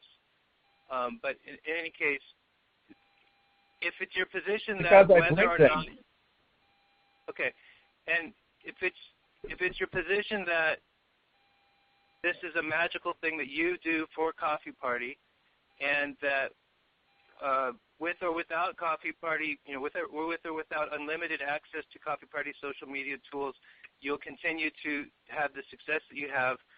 That's good. I'm glad to know that, because I really don't want to hurt your goals or your business or hurt you as a person or anything.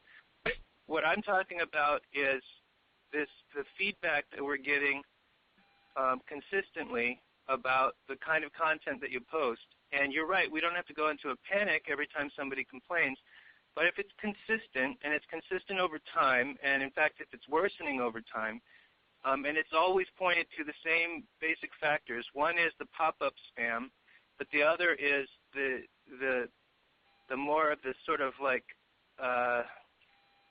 political advertising sort of flame baiting kind of rhetoric, as opposed to the stuff that is included in our brand statements and mission statements. Those are the two main complaints. What the question that is crap, Eric. That is crap. And what you're saying is crap. You know it. You know it. You have a limited amount of people that actually complain. A limited amount of people. There are over. If you take a look at the amount of people that have read my stuff today or the other days, they are in the tens of thousands. And if you're going to tell me that you get 10 or 15 or 20 responses from the same people all of the time, I'm sorry. You're cherry picking, and that's what you're doing. Cherry picking. Well, we don't. There's a whole lot that comes. So why don't we just vote on it? Is that what we do? No. I got a one-up. I got questions to ask. No. Okay, we don't just go straight to a vote. No. I have a one-up, and I got questions to ask. So let's just start here, okay, because I've heard a lot about this back and forth continuously, and it's been like this for the last couple of weeks. There's 5 of us on here, and we're all guys now. And, Jeanene's out of the room here. So, if this is going to get hashed out, it's going to get hashed out. I want to know 2 things. Why in both signature lines of both you, Eric, and both you, Egberto, it's nothing but self-promotion? And not in a bad way. I understand that everybody's got to promote it, but I don't ever see anything about Coffee Party in either one of those. And now that's number 1. Okay, prove me wrong. I'm looking at all of them. Direct response.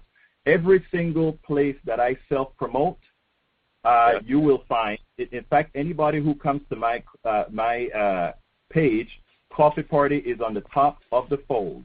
If you go to other places, let me finish. If you go to other places, I also am a featured writer at Daily Coast.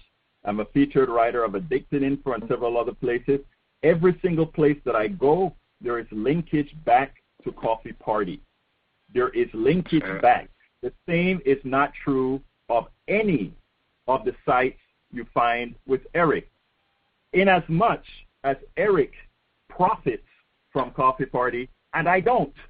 So let's be frank here about what's going on. I expose myself as a brand as well. I will not at all say that otherwise. Okay. I'm all over the place. I'm on Huffington Post. I'm on several other media. Okay, that's the Egberto Willies brand promoting my liberal positions. Okay, but unlike I am not a taker. You don't see me just absorbing from this group. I give back.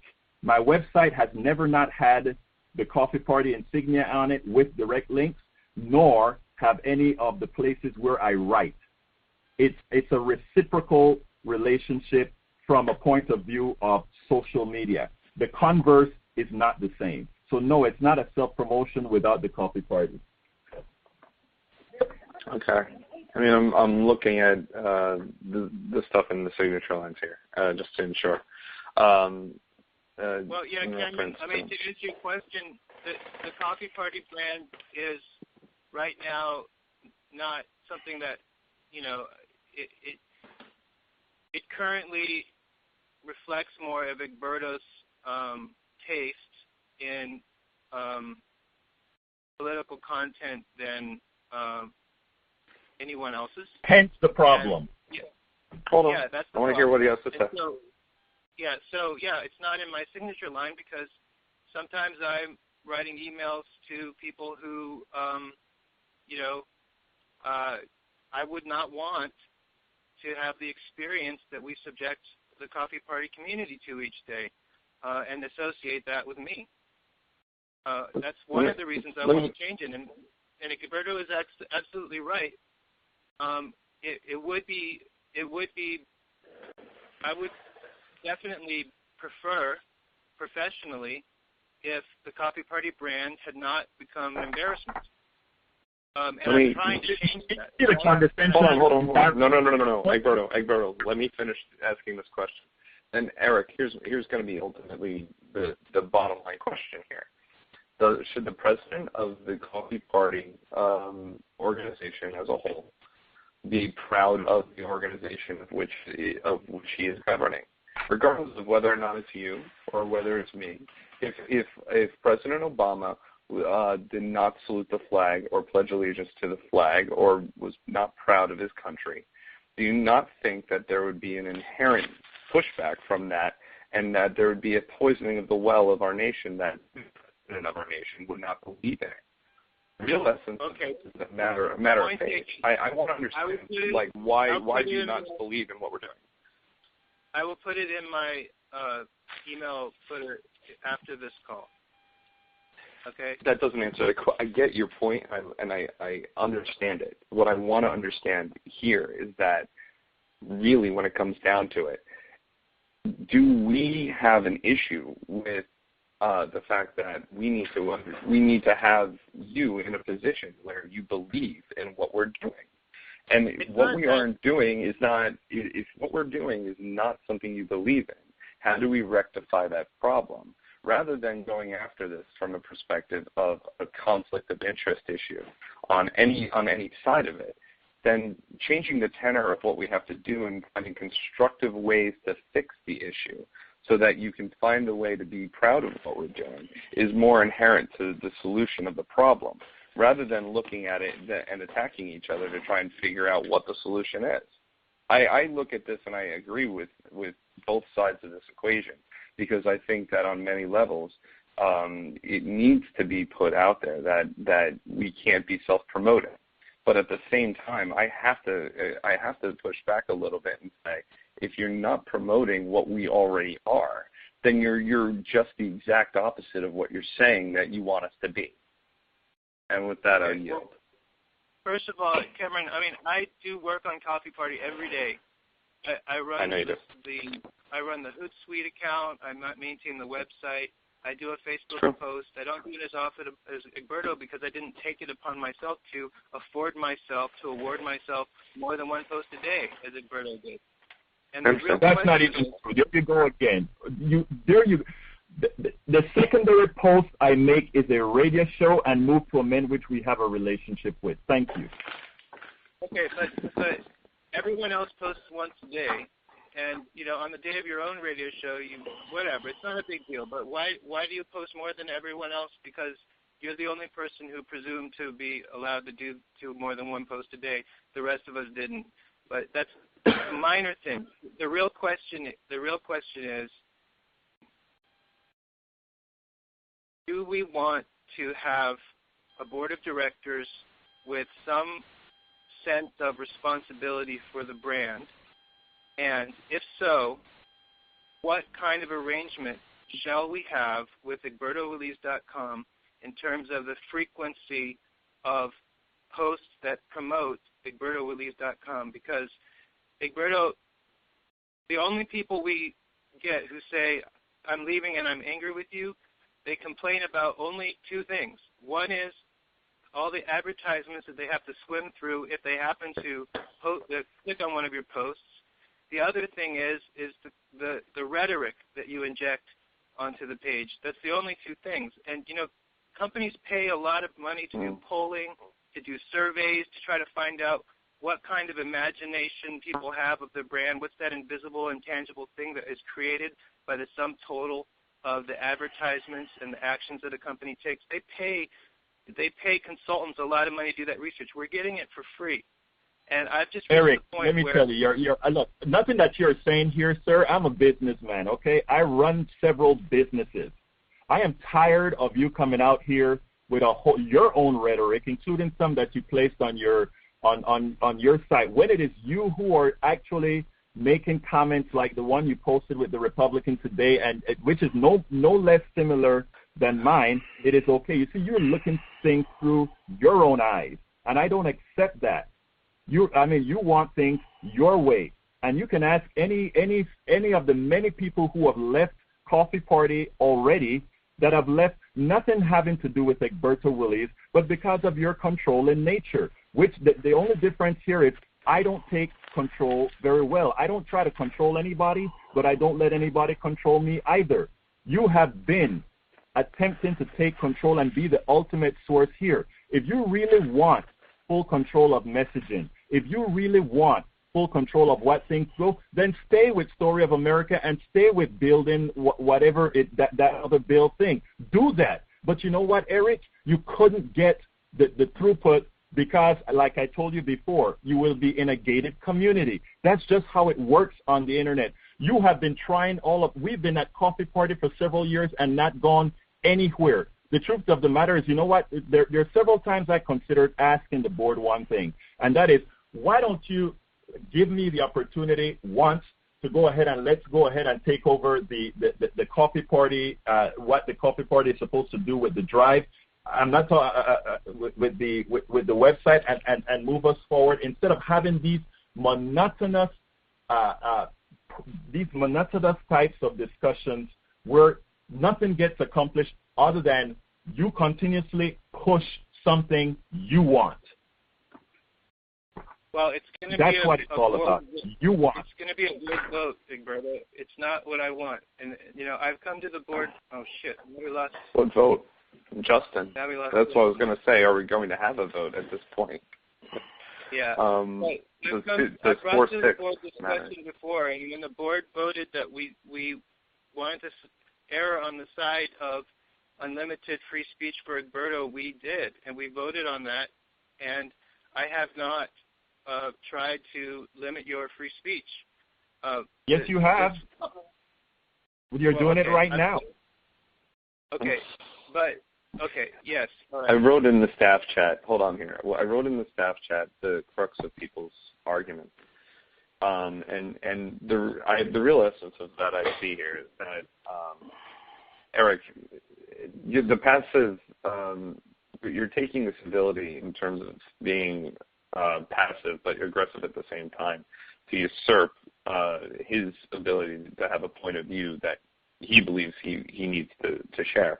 But Egberto, at the same time, Eric is looking at this from the perspective of civility needs to have civil discourse, and that self-promotion, and I understand where you're coming from on this, Egberto, but Eric's saying that self-promotion for financial gain in terms of what you're putting out on your website is something that is gaming people to get out of the Coffee Party and not stay in. He has sent me different. And I don't like that. Of that. I don't. I understand.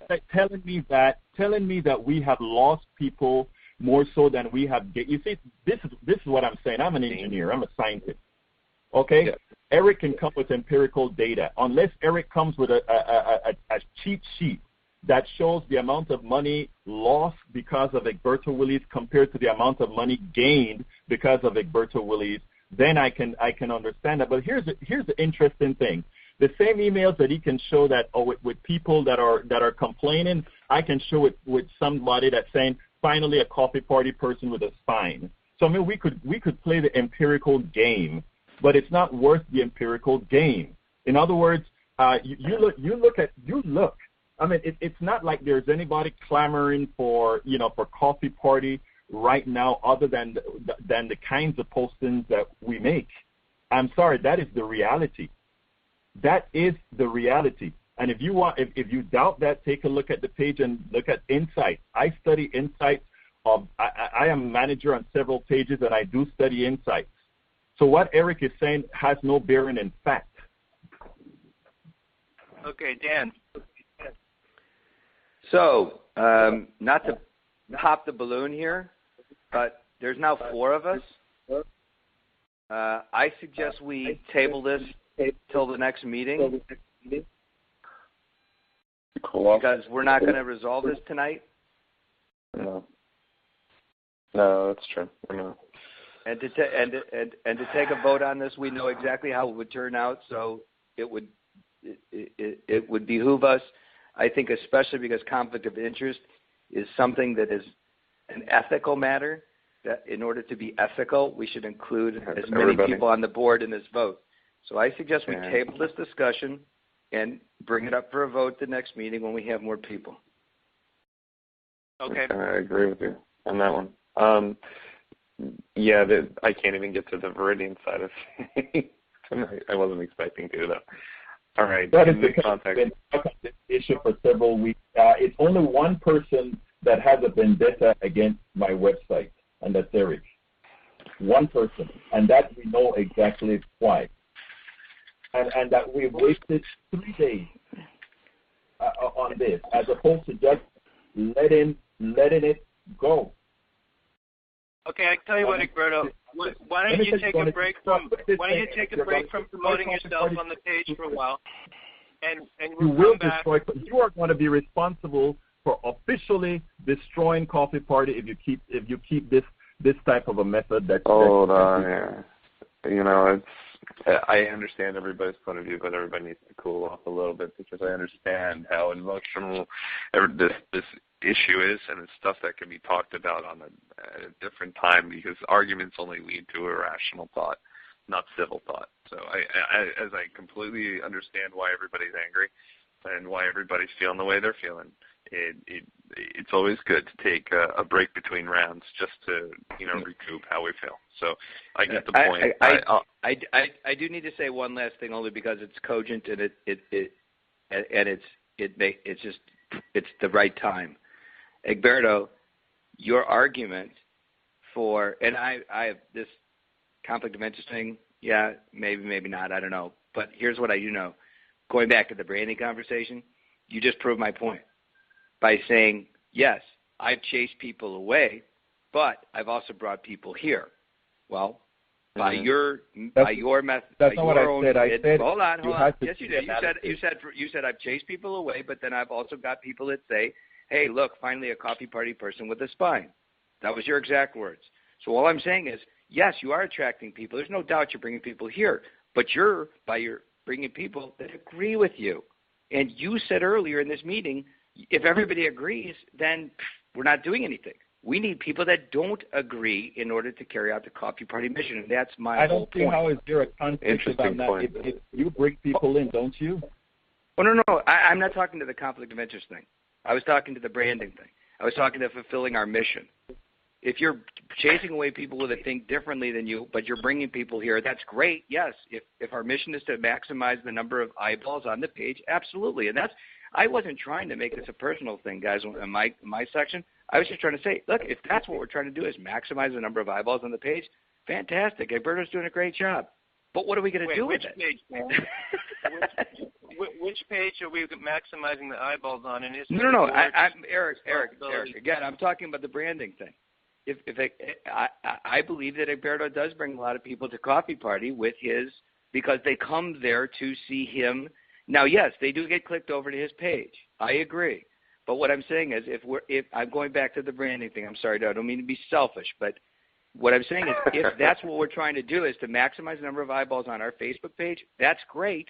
We should state that as our mission.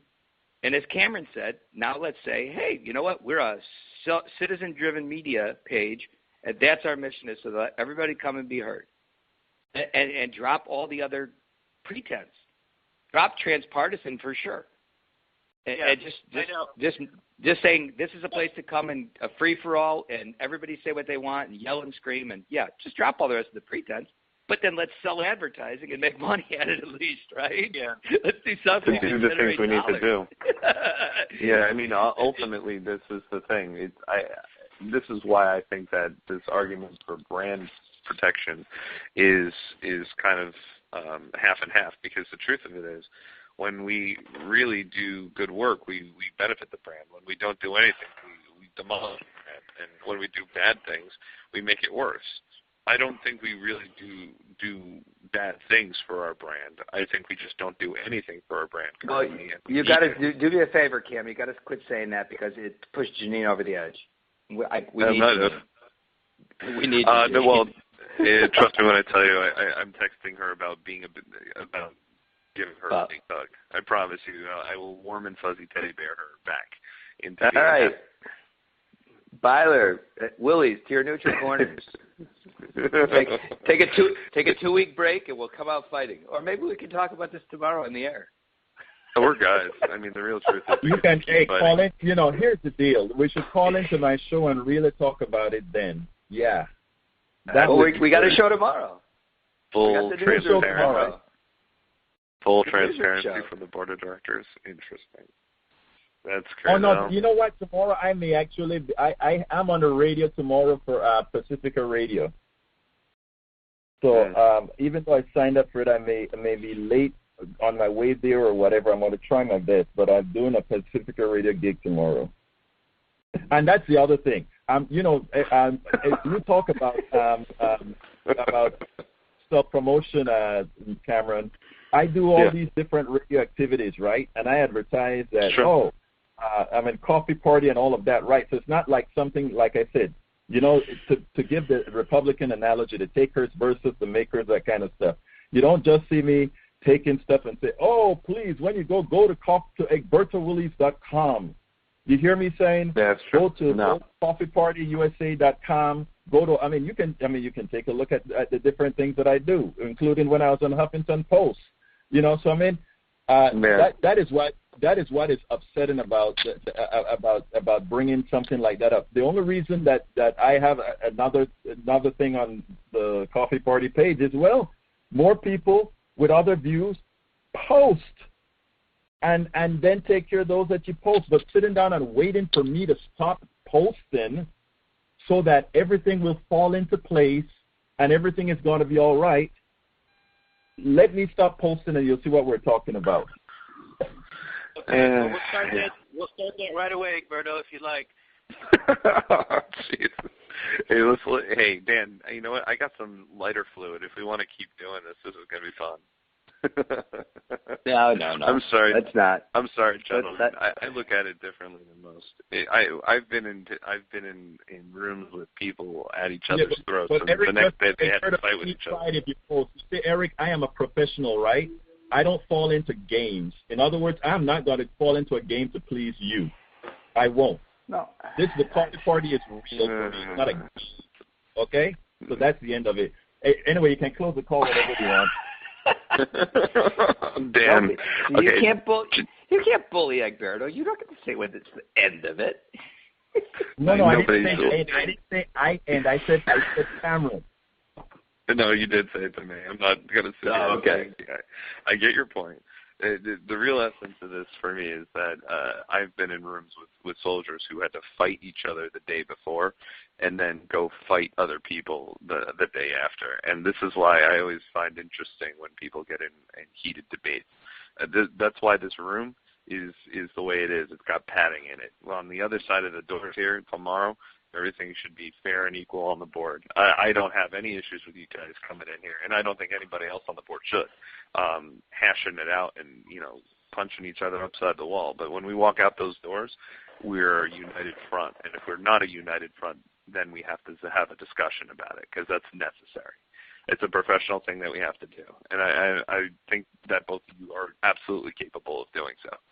So, with that, I'm going to take Hoorah! Thank you very much. I'm going to take the place of Jeanene and say, let's do checkouts. Let us start with you, Mr. Willies.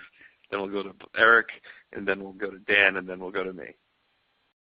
Not the best meeting. Again, unresolved that we somehow have to get to. But all I want to say is that let's do things right and stop trying to make Egberto Willies the scapegoat. And with that, I'm out. Roger. Mr. Byler. Okay. Great. Well, we are going to, arrive at an agreement on what arrangement we need to have in order to both protect the brand and be fair to Egberto and his need to promote his site. And I guess we'll do that in 2 weeks. And yes. And until that time, I will talk to you guys later. No, thank you very much, Eric. Trust me when I tell you, thank you for the debate this evening. It's been very, very, very worth it. Dan.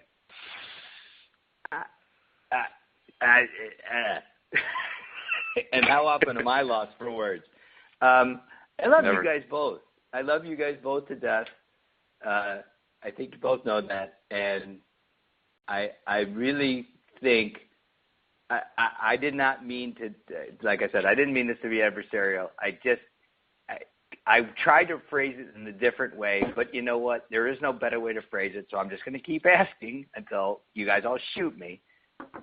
This is still the same question. It's what do we want to be when we grow up? And that's what I'm saying. Let's pick a direction and let's go.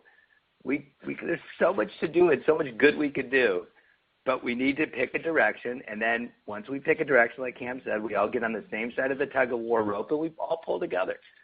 And we just got to figure it out. That's all. And I have faith in you guys, and we can do this. Rah, go team. Go team. All right. And I'm going to end this with a few things. The vision that we need to have is one where we're able to help to employ our countrymen, that we help to employ them in civil dialogue politically across the board, that we help to forward that vision to 314 million other Americans so that they can vote the people out of office that are not doing justice by us. They get people in office that want to get money out of politics, and by doing so also help us to exist and grow and become more powerful in reference to the other organizations that currently hold power and are owned by other big monetary interests. That's what I see as a vision for what we are here to do. If we want to make sure that we know what we want to be when we grow up, that's the vision I would like to see happen. And I'll keep pushing that one as long as I am in association with this organization, regardless of who stands in my way, because I don't stop. So I'm absolutely look forward to future discussions about how we need to be. But in the meantime, I'm going to keep dialing in to ensure that the movement and the fundraising side of what I'm trying to get accomplished here is as successful as it can be, with all concerns about branding and concerns about my own self-promotion and my own influence or conflict of influence taken into account. And with that, I think it was actually a fairly productive discussion because it gets things out on the table. Once things are out on the table, we can find solutions. Thank you all for being on. I'm going to try and find a hug for Jeanene. I suggest everybody else on the call does the same way. And we will reconvene tomorrow. If you guys want to call me later on this evening, I'm up for another about 2 hours if you want to discuss. I'm open to a discussion. Thank you very much. Have yourselves a wonderful evening. Thanks, Cameron. All right, guy. Take care, buddy. Aloha. Thanks, guys. Good night.